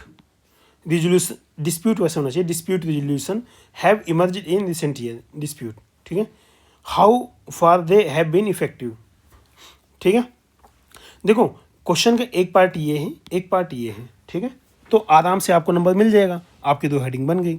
अब देखो अल्टरनेट डिस्प्यूट मैकेनिज्म ADR काफ़ी इंपॉर्टेंट है, इज नॉन एडवर्सरियल, ठीक है, procedure for settling dispute without litigation. ADR involves working together cooperatively to reach best resolution for everyone. ADR कैसे कैसे use क्या करता है, एक आर्बिट्रेशन करता है, इसमें क्या है, ट्रिब्यूनल डिसाइड्स, डिसीजन जो होता है बाइंडिंग होता है। दूसरा कंसिलिएशन करता है, कंसिलिएटर डिसाइड्स नॉन बाइंडिंग, मतलब आर्बिट्रेशन का बाइंडिंग है और इसमें नॉन बाइंडिंग है। Negotiation without intervention of third party. Okay, mediation क्या है, mutually accepted resolution solution is reached. ठीक है, तो म्यूचुअली एक्सेप्ट करते हैं, इसमें negotiation without intervention third party करते हैं नेगोशिएशन। ठीक है, उस देखो सिंपल आप समझो, मीडिएशन में कोई एक इंसान आता है वो मीडिएट कराता है, नेगोशिएशन में आपस में दो लोग हो नेगोशिएट कर लिए, आर्बिट्रेशन में जाओगे तो आपको जो डिसीजन उसको बाइंडिंग होगा, और काउंसिलेशन में जाओगे तो डिसीजन बाइंडिंग नहीं होगा, आपको बता देंगे आपका सोल्यूशन है, आपको अच्छा लगे ठीक है, नहीं अच्छा लगे भैया जयराम। ठीक है, why alternative mechanism of dispute resolution emerge, क्यों इमर्ज हुआ, huge pendency of cases in judiciary, example के 70,000 cases in supreme court, 60 lakh cases in court, मतलब more than 4.5 crore cases in subordinate court. ठीक, increasing cost of availing justice through judiciary, मतलब आपको पता है अगर आप एक बार वकील के पास चले गए तो वो मतलब तारीख पे तारीख जानबूझ के लेते हैं ताकि उनका पैसा बनता रहे। ठीक है, simple and speedy disposal of cases through ADR, business houses are preferring arbitration rather than formal justice system because of farmers well known rules and regulation decides in advance. Example के लिए Singapore arbitration centre. Okay,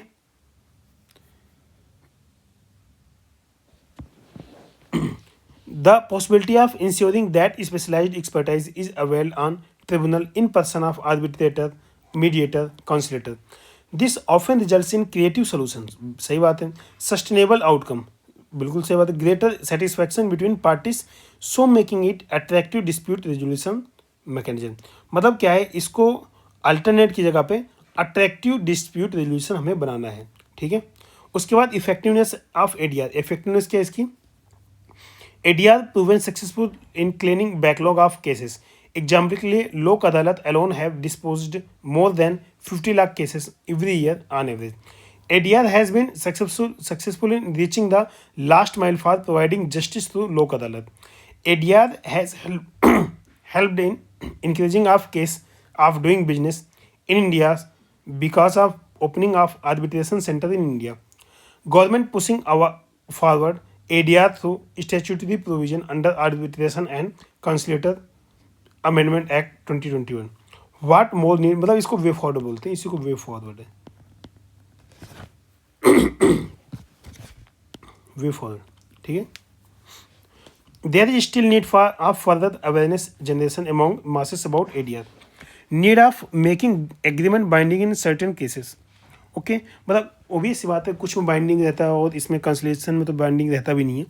right of parties must be legally protected, ये important point है, जो भी parties हैं उनका जो right है वो लीगली प्रोटेक्ट होना चाहिए। Proper safeguard must be put in place to avoid misuse of ADR to stall cases. Okay, 10 ADR mechanism, आप ये 10 हेंस ऐसे कुछ वर्ड कीवर्ड लिख सकते हैं, मैं आपको दूंगा वो कीवर्ड, लिस्ट अभी बनेगी तो एक अलग से लेक्चर लेंगे, इसमें आपको कीवर्ड वगैरह बता देंगे क्या रहेगा कैसे रहेगा। 10 ADR mechanism are having strength to fulfil ideal of equal justice as envisaged under article 39A of the Indian constitution. Okay, उसके बाद next question, describe law making process in legislative assembly of Uttar Pradesh. Okay. For function of law making, there is a bicameral state legislature in Uttar Pradesh with two houses as state legislative assembly and state legislative council. Okay, आपको पता है कि UP bicameral process है UP में कि legislative assembly में, law making process in Uttar Pradesh legislative.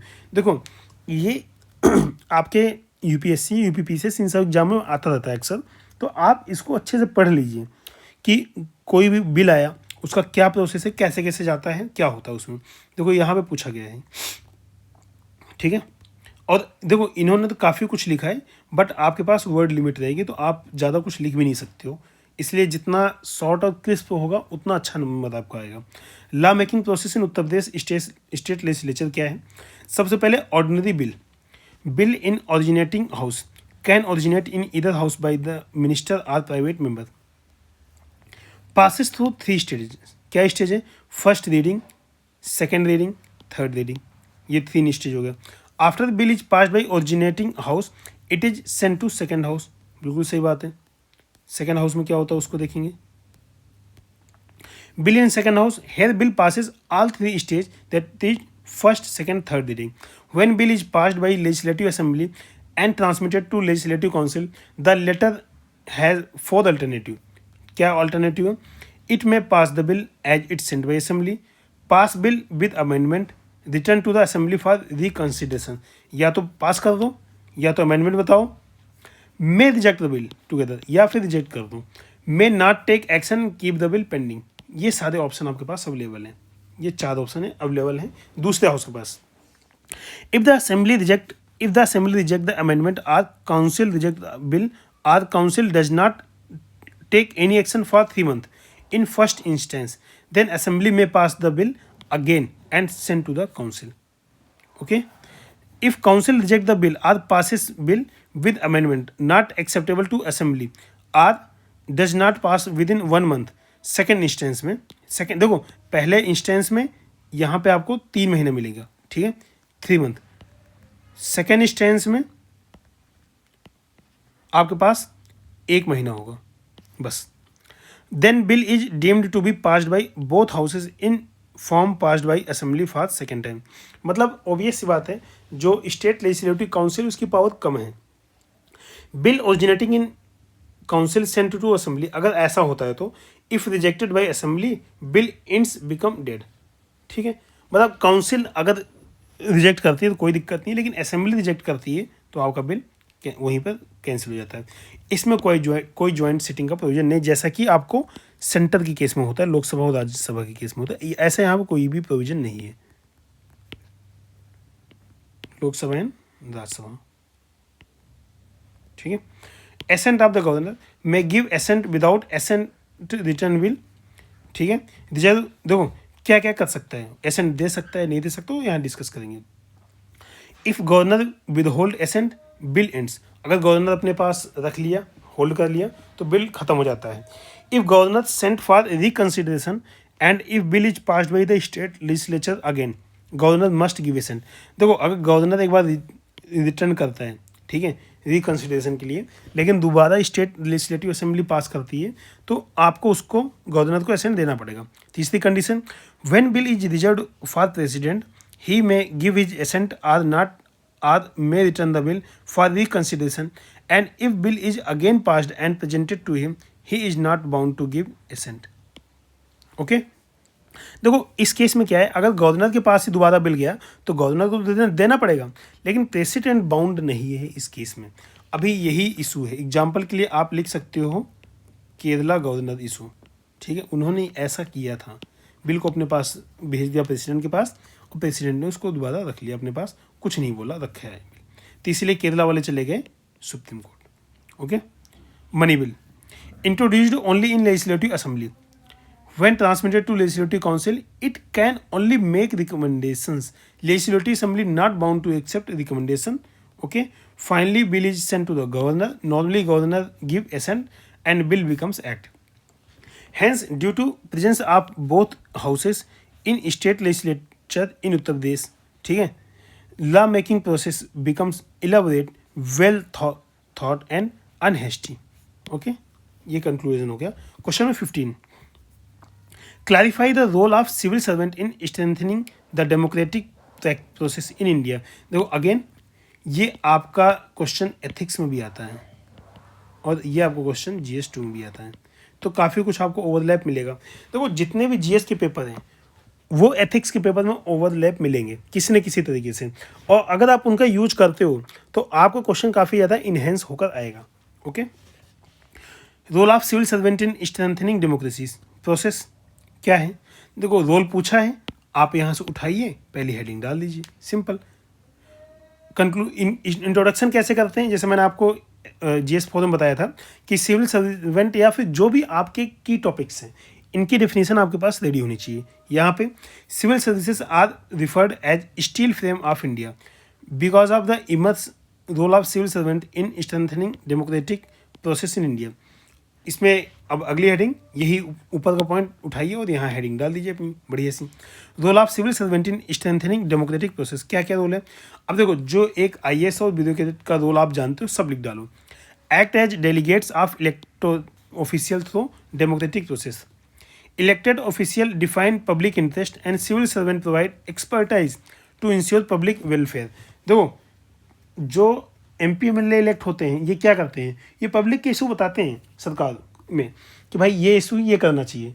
तो जो सिविल सर्वेंट वो क्या करते हैं? वो इस पर अपनी एक्सपर्टाइज देते हैं और बताते हैं इसका सोल्यूशन क्या है, इसको इम्प्लीमेंट कैसे करना है, इसको इन्हेंस कैसे करना है, इसे बूस्ट कैसे करना है, ये सारी चीज़ें बताते हैं। Civil servant are selected based on merit so not under interference of any group of ideology, so act as impartial non-partisan approach strengthening democratic process। देखो ये इम्पार्शियलिटी और नॉन पार्टिसनशिप ये चीज़ हमने एथिक्स में पढ़ रखा है प्रॉपर अच्छे से। Civil servant work under the bureaucratic anonymity, no praise no criticism. But आज के टाइम पे आपने देखा है IAS का इंस्टाग्राम है, फेसबुक है, यूट्यूब है, ठीक है, तो अभी ऐसा नहीं है, तो चल रहा है बट गवर्नमेंट इस पर कंट्रोल लगा रखी है। So act in strengthening of democratic process through proper implementation of law rule and regulation. उसके बाद civil servant are permanent executive. Okay भाई, फिक्स टर्म होता है इनका, मतलब परमानेंट होते हैं, आप इनको जल्दी हटा नहीं सकते, ठीक है। So provide continuity in administration even when political executive changes and maintain democratic process. Civil servant uphold constitutional principles such as equality before the law, right to life, even for minorities and people who have not voted in favor of the majority party. Okay देखो ultimately suppose करो कि मतलब कोई party election में 48% vote पाई है, ठीक, दूसरी party election में 25% वोट पाई है, ठीक, तो अल्टीमेटली 25% लोगों ने उसे सिलेक्ट किया है ना, मतलब लगभग 40 करोड़ लोगों ने उसे सिलेक्ट किया है। 35 से 40 करोड़ लोगों ने, अगर 35 से 40 करोड़ लोगों ने सिलेक्ट किया है तो उसकी वॉइस तो सुनने वाला कोई होना चाहिए ना, तो इसलिए ब्यूरोक्रेट्स जरूरी हैं।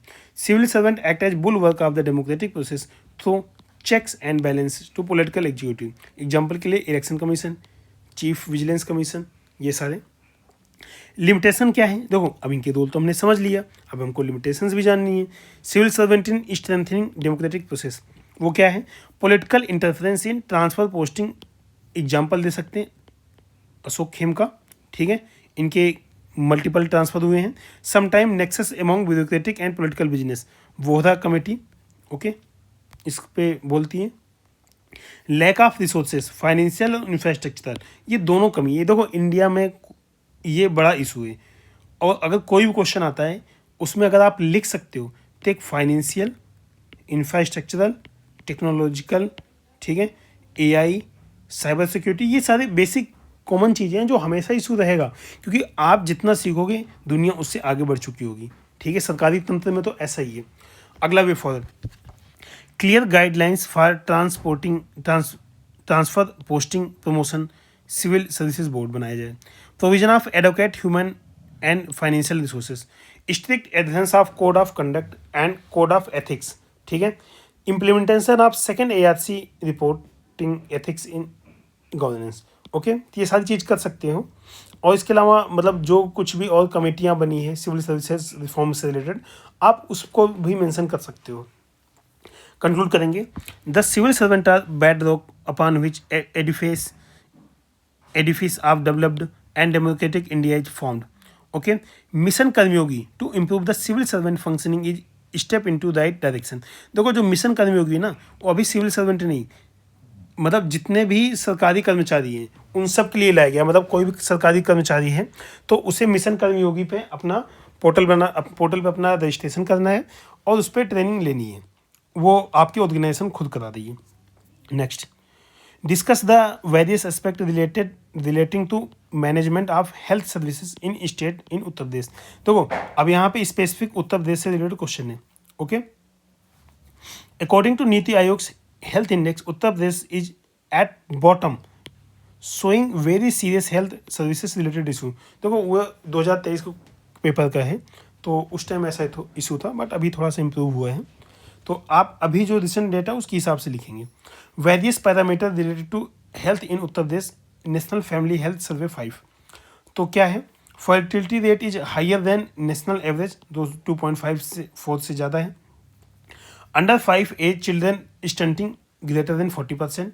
According to a study there is only 1 doctor for around 4,000 people, whereas WHO recommends 1 doctor for every 1,000 people.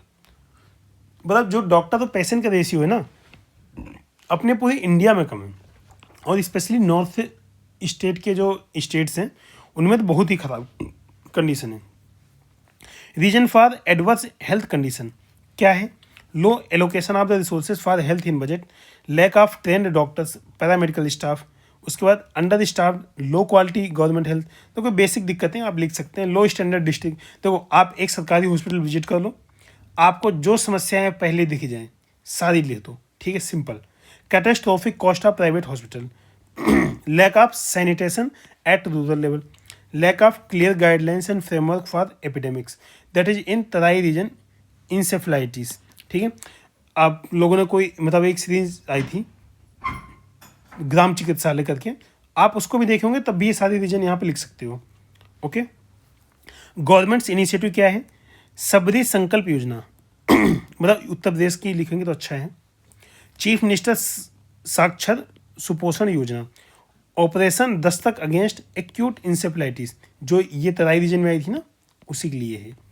Chief minister Jan Arogya Yojana, 1 district 1 medical college scheme, established of new AIIMS that is Gorakhpur, अभी मतलब रायबरेली में तो operational है, काफ़ी बढ़िया काम कर रहा है।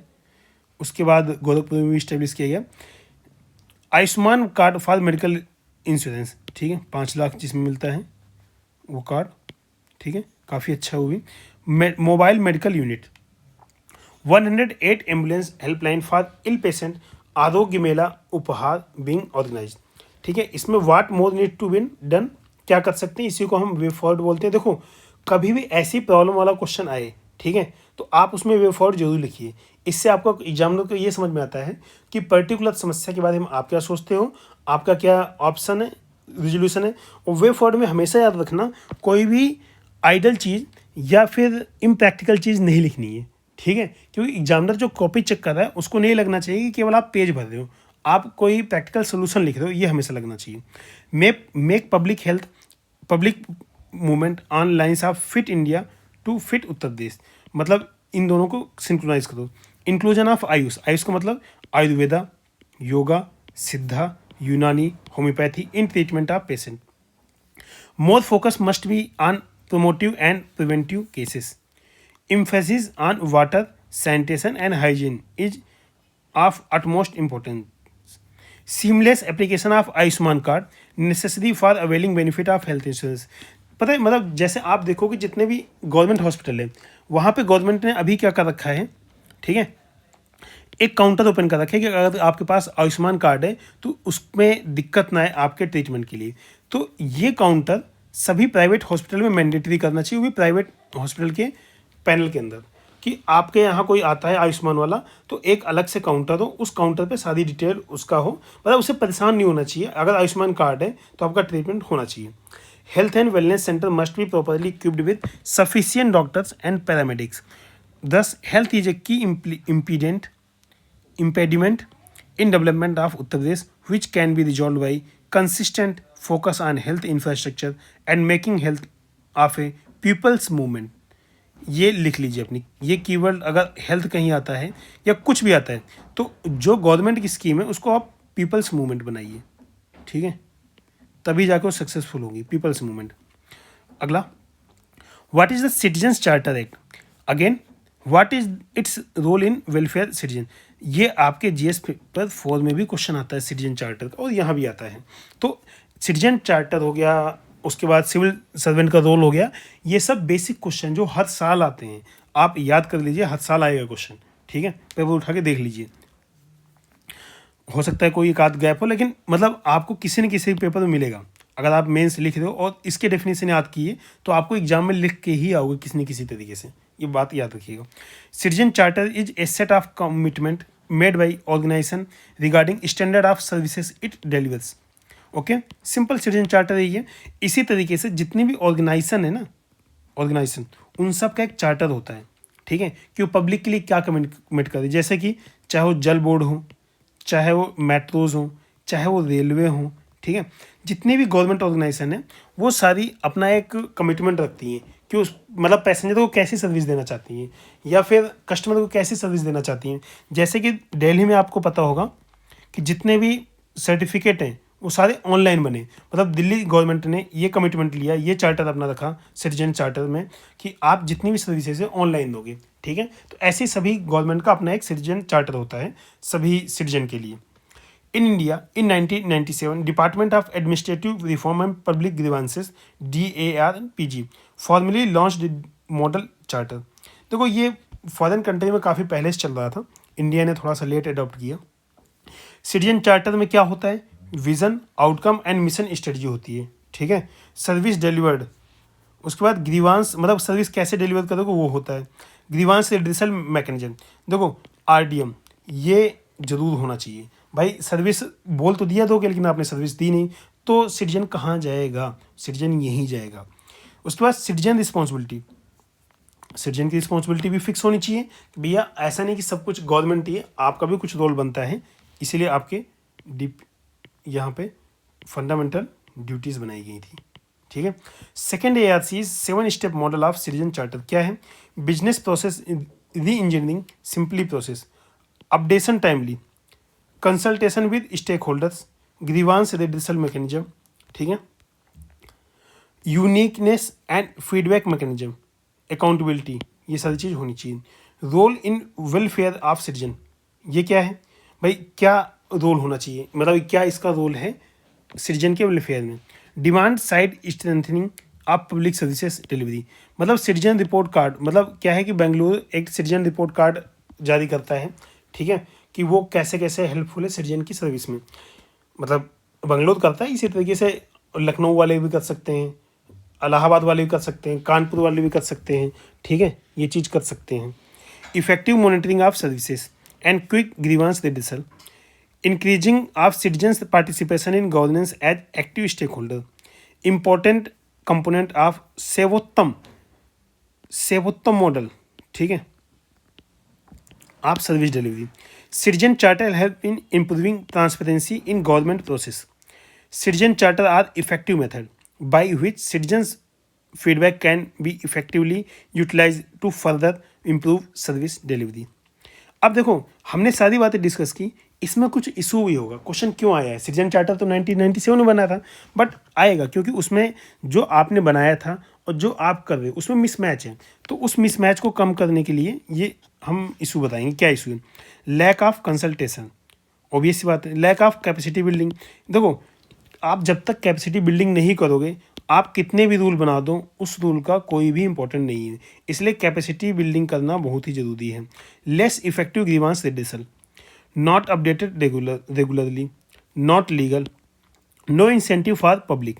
ओके, वे फॉरवर्ड क्या है इसमें, मेक इट लीगल, ठीक है. देखो अब सोल्यूशन आप बताओगे ना भाई, आप सिविल सर्वेंट बन गए, आपको सोल्यूशन ही तो बताने हैं और इनको इम्प्लीमेंट कराना है, तो वही चीज़ यहाँ लिखना है. देखो आप जैसे एज ए सिटीजन आप क्या चाहते हो वो चीज़ सोल्यूशन लिखो यहाँ पे. मेक इट लीगल, अगर लीगल होगा सबको मानना पड़ेगा, जैसे मलेशिया में. Proper awareness and generation, awareness generation जैसे यूके में.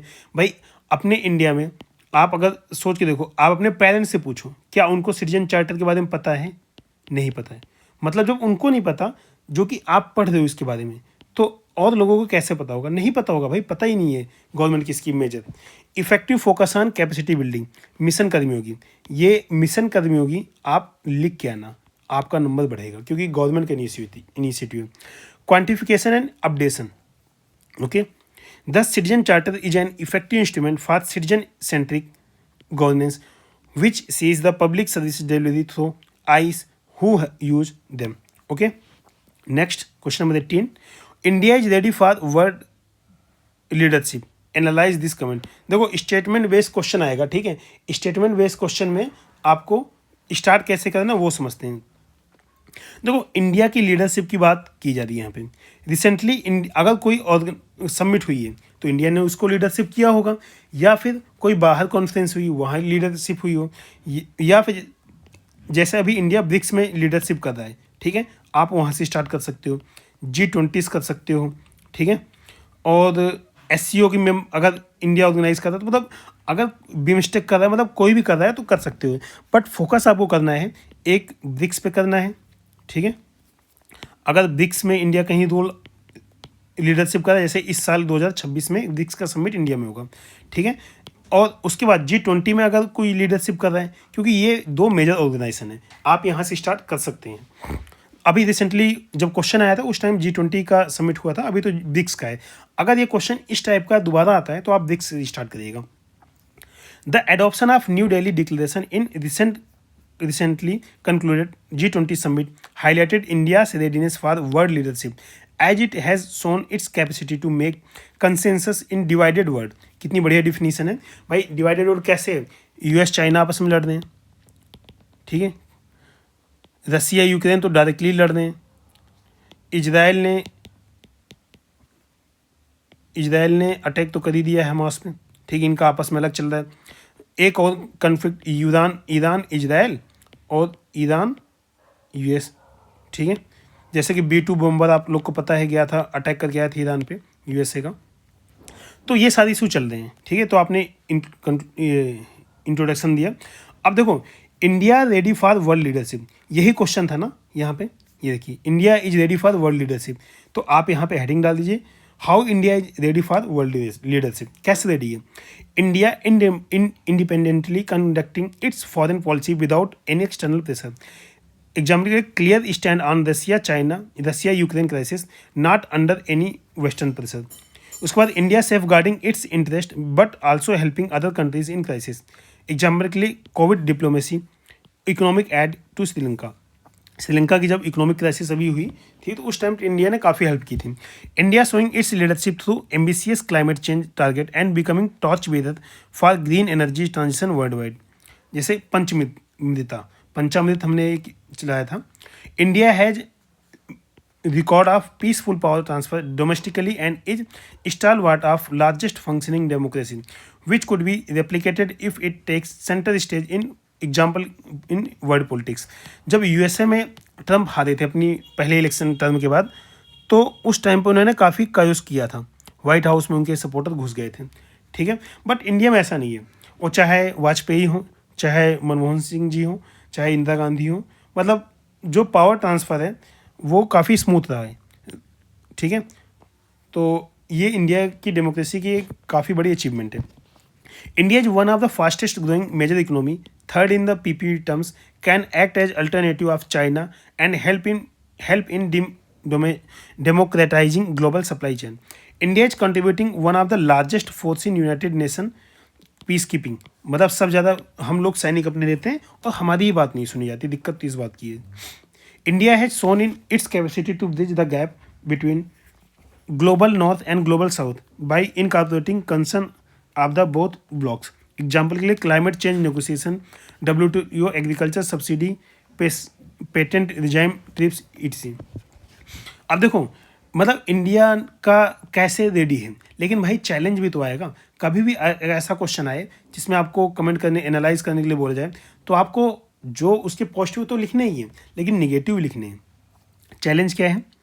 To much division in world, example के Russia Ukraine Israel Hamas China, US, हमने भी देखा ऊपर। Dysfunctional global order, WHO during covid, WTO, global slowdown and increasing protectionism, increasing weaponisation and militarisation, जैसे AUKUS, ठीक है। ऑकस आपको पता होगा, इसके अगर नहीं पता तो कमेंट करिए क्या है, ठीक है, मिल जाएगा, काफ़ी फेमस ग्रुप है यार, ये सब तो पता होना चाहिए आपको। Law making of India in different development report, example के लिए इंडिया का 111/125 इन ग्लोबल हंगर इंडेक्स। देखो ऐसी रिपोर्ट जो रिसेंट आई हो, ठीक है, अभी जैसे आप पेपर दोगे तो 2025 में जो आई है उसको लिखिए। अगर 26 की नहीं आती है तो, अगर 26 की आ जाती है तो वेल एंड गुड, और नहीं आती है तो आपको 2025 की लिखनी है, मतलब रिसेंट लिखनी है, समझिए। वे फॉरवर्ड क्या है, continuous adherence to principle of Panchsheel, नैब, strategic autonomy, bid for permanent seat in UN security, वो तुम काफ़ी दिन से कर रहे हैं। Focus on social sector domestically, मतलब जो आपका डोमेस्टिकली है सोशल सेक्टर, उसको भी इम्प्रूव करिए। Thus, India has potential for becoming world leader in 21st century, which is termed as ASEAN century, ठीक है। क्योंकि देखो वो चाहे चाइना हो चाहे इंडिया हो, दोनों इस समय काफ़ी तेज़ी से ग्रो कर रहे हैं, और नो डाउट एक टाइम ऐसा आएगा कि ये एशियन सेंट्रिक डेमोक्रेसी होगी, एशियन सेंट्रिक वर्ल्ड होगा। Okay, question number 19, how the India diaspora has emerged as an asset in protection of national interest in America, analyze it, ठीक है। तो देखो इंडियन डायस्पोरा के बारे में बात की गई है। ऐसे क्वेश्चन में आप स्टार्ट कैसे करोगे? ऐसे क्वेश्चन में स्टार्ट करने के लिए आपके पास कई सारे ऑप्शन हैं। रिसेंटली डायस्पोरा किसी रीजन से न्यूज में है, आप वहाँ से कर सकते हो, या फिर आप ये डेटा बता दीजिए जो कि स्टैटिक है कि इंडिया की डायस्पोरा में कितनी डायस्पोरा पर्टिकुलर कंट्री में रहती है, ठीक है, ऐसा बता सकते हैं। या फिर इंडिया के कितनी डायस्पोरा टोटल बाहर रहती है, मतलब रफ डाटा बताइए, कोई दिक्कत नहीं, बता सकते हैं। India's diaspora encompasses a group of people who can either trace their origin of India or who are Indian citizen living abroad, either temporary or permanent. Example के लिए non resident NRI, person of Indian origin or overseas citizen of India, ठीक है। उसके बाद India has 30 million strong diaspora, ministry of external affair बोलती है, ठीक है। आप इस पॉइंट से स्टार्ट कर सकते हैं, ठीक है। India diaspora emerge as an asset in protection of national interest in America, कैसे?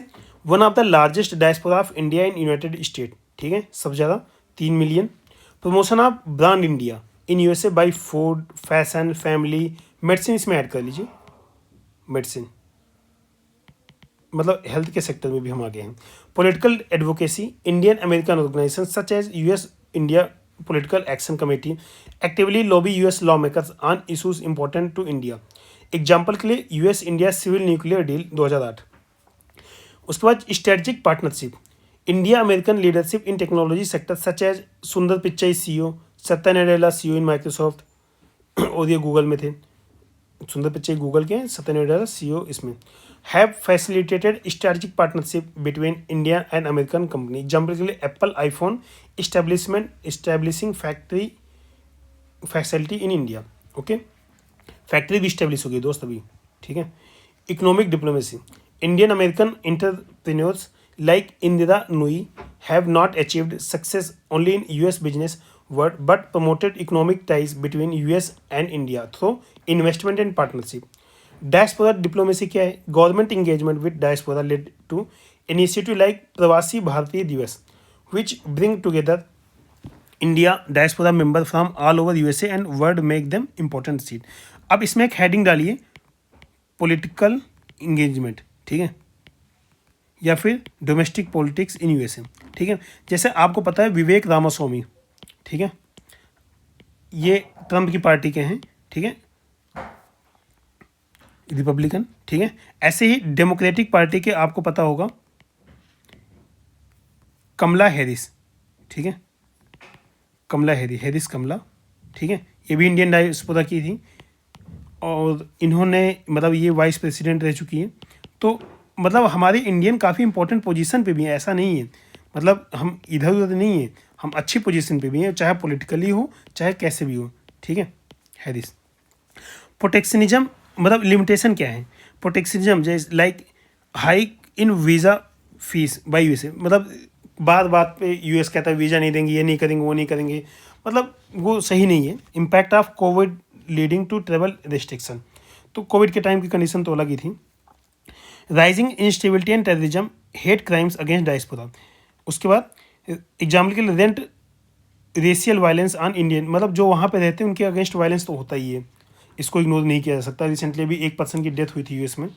Challenges from diaspora, negative campaigning, foreign funding of separatist movement, Khalistan movement, जैसे कि मंदिर तोड़ दिए जाते हैं कई बार, ये वैसे कनाडा में इशू हुआ था। वे फॉरवर्ड क्या है, ये टॉप डायस्पोरास कंट्रीब्यूशन, टॉप होगा top diasporas contribution to self reliant India by increasing ease of doing business, maximum effective outreach to communicate government policies and programmes, promotion of tourism in second generation PIUs, ensure welfare of India women married to NRIs PIUs। सही बात है। उसके बाद conclude करेंगे इसको, thus India diaspora are truly cultural ambassador of India in USA. ठीक है, India diaspora is truly cultural ambassador of India in USA and other part of the world which are helping in building soft power to further India's interest in world. ये definition याद रखिएगा, sorry conclusion याद रखिएगा, आपको आगे काम आएगा, क्योंकि ऐसे क्वेश्चन एग्जाम में आते हैं और ये बढ़िया से आप लिख सकते हो। लास्ट क्वेश्चन, क्वेश्चन नंबर 20 देखेंगे। Indo Pak relation are illusion at present, discuss the inherent problem that bitters India Pak relation repeatedly. ठीक है, देखो क्वेश्चन के ऑटोमेटिक जब दो पार्ट हो ना तो आपको खुश होना चाहिए कि बढ़िया है, आप इसमें मैक्सिमम नंबर पा सकते हो। अब देखो इंडिया पाक रिलेशन के बारे में तो आपके पास मल्टीपल डेफिनेशन है। रिसेंटली जैसे ऑपरेशन सिंदूर हुआ है, उससे स्टार्ट कर सकते हो, सार्क से स्टार्ट कर सकते हो, फ्रीडम से स्टार्ट कर सकते हो, कहीं से भी स्टार्ट कर सकते हो जो आपको अच्छा लगे। बट बेटर ये रहेगा कि जो कोई करंट की इवेंट है तो वहाँ से स्टार्ट करिए। अगर आप करंट की इवेंट से स्टार्ट करते हो तो उस केस में क्वेश्चन आपका इन्हेंस अच्छे से होता है। तो यहाँ से इन्होंने तो स्टार्ट किया है, since independence from British rule in 1947 the relation between both nation have been mainly mired with conflict, discord, mutual distrust and suspicion. Okay, अब देखो इंडिया पाक का रिलेशन इल्यूजन कैसे है, ये क्वेश्चन पूछा है, इसी को हेडिंग में चिपका दो, Indo Pak relation illusion at present. ठीक, कैसे है, Pakistan downgraded its diplomatic ties with India since 2019, halted trade between two centuries, मतलब 2 दशक से हमारा बंद है, तब से मान के चलो कि 7 क्यों बंद है। India and Pakistan have vacant position for high commissioner. Okay, दोनों एक दूसरे के हाई कमिश्नर को बुला लेते हैं अक्सर। Issue related to Indus water treaty, India ने अब्सटेंस में वो ट्रीटी डाल दी है। Inherent problem that bitters India Pakistan relation repeatedly, सबसे बड़ी प्रॉब्लम क्या है, टेररिज्म। टेररिज्म इंडिया पाकिस्तान के बीच की सबसे बड़ी प्रॉब्लम है। Territorial dispute, Pakistan Gilgit Baltistan border 2018। ठीक है, तो इसमें देखो to integrate Gilgit Baltistan with rest of the federal structure of the Pakistan which is still United Nation declared disputed area or claimed by, देखो ऑब्वियस सी बात है, पीओके मतलब पाकिस्तान ऑक्यूपाइड कश्मीर है ये। ठीक है, यूएन ने तो कहा है खाली करने के, लेकिन वो कहाँ खाली करेंगे आपको ही पता है। देखो अगर ऐसा क्वेश्चन आए तो आप कश्मीर का ना छोटा सा ऐसे मैप बना दीजिए, ठीक है, और ऐसे एरिया दिखा दीजिए कि ये पीओके हैं, ठीक है, और ये इंडिया का है, और इधर अक्साई चीन का है, इधर सक्षम वैली है। ठीक है, तो ये पीओके, ये मेन डिस्प्यूट है। उसके बाद China Pakistan corridor passing through this region, obvious बात है, हमारी मतलब जो गिलगिट बाल्टिस्तान वाला एरिया है यहाँ से चाइना पाकिस्तान इकोनॉमिक कॉरिडोर ज़्यादा है। ठीक है, ये बड़ा इशू है हमारे लिए, बहुत बड़ा कंसर्न है ये। Sir creek dispute, sir creek greater than 100 kilometer tidal estuary on border of India Pakistan, basic cause of dispute because of interpretation of maritime boundary line between Kutch and Sindh। मतलब उनकी definition कुछ अलग है, हमारी definition कुछ अलग है। मतलब पाकिस्तान वाले तो वैसे भी ऐसे ही हैं, वो इंटरनेशनल मानते नहीं, जो उनके फ़ायदे में होता है वही बात करते हैं। ठीक है, उसके बाद ये सर क्रीक का इशू काफ़ी गुजरात कच्छ के पास, मतलब गुजरात का भी ऐसे छोटा सा मैप बनाइए, ठीक है, ऐसे, और सर क्रीक का एरिया जो है ये वाला डिस्प्यूटेड है, इस ये एरिया डिस्प्यूट क्या है हमारी साइड से तो क्लियर है, बट वो नहीं मानना चाहते। ठीक है, उसके बाद Indus water treaty, under it western rivers Indus Jhelum Chenab limited Indian right whereas eastern river Ravi Beas Sutlej all exclusive right often. मतलब देखो ये जो नदियाँ हैं ना, मतलब इनमें 3 पे उनका है, मतलब दोनों का है, और 3 पे केवल इंडिया का है। मतलब इंडस, झेलम, चेनाब, ठीक है, केवल मतलब दोनों का है, मतलब और जो रावी, ब्यास, सतलज है, इनमें इंडिया का एक्सक्लूसिव है। Often both countries come in conflict with the use of these rivers. Example के लिए Pakistan objection on mega project on Chenab. उसके बाद क्रॉस बॉर्डर टेररिज्म, ये बहुत ही बड़ा इशू है। Violation of ceasefire, Uri attack, Pulwama attack, इसमें आप पहलगाम अटैक भी लिख सकते हो, पहलगाम अटैक, ठीक। Utilization of terrorism as state policy by Pakistan, ISI links with terror outfit, Taj attack, मतलब कई सारे मल्टीपल है यार, मतलब इसको तो आप लिख ही सकते हो। Domestic politics, some time both countries politicians utilise tension of Indo Pak relations to divert attention from real issues and polarise of voters, ये बहुत बड़ा इशू है। उसके बाद वे फॉरवर्ड क्या है, both country adopt a broader vision of regional cooperation, integration, shared economic prosperity, people to people contact. ये आप मतलब 5-6 पॉइंट बना के लिख सकते हो। देखो वे फॉरवर्ड ऐसे भी लिख सकते हो, ऐसे लिखिए वे फॉरवर्ड, ठीक है, ऐसे करिए, ऐसे, ठीक है। Engaging in sustained dialogue on core issue, international cooperation and sustain diplomacy, ठीक है। उसके बाद कंक्लूड करेंगे इसको। Thus healthy Indo Pak relation are in favour of both countries which requires patience, compromise and genuine commitment to resolving differences. Okay, तो यहाँ से हम कंक्लूड किए। तो ये हमारा 10 क्वेश्चन सेक्शन बी का भी हो गया। टोटल 20 क्वेश्चन जो कि जीएस पेपर 2 का 2023 का कंप्लीट होता है। Thanks for watching, do like, share and subscribe this channel.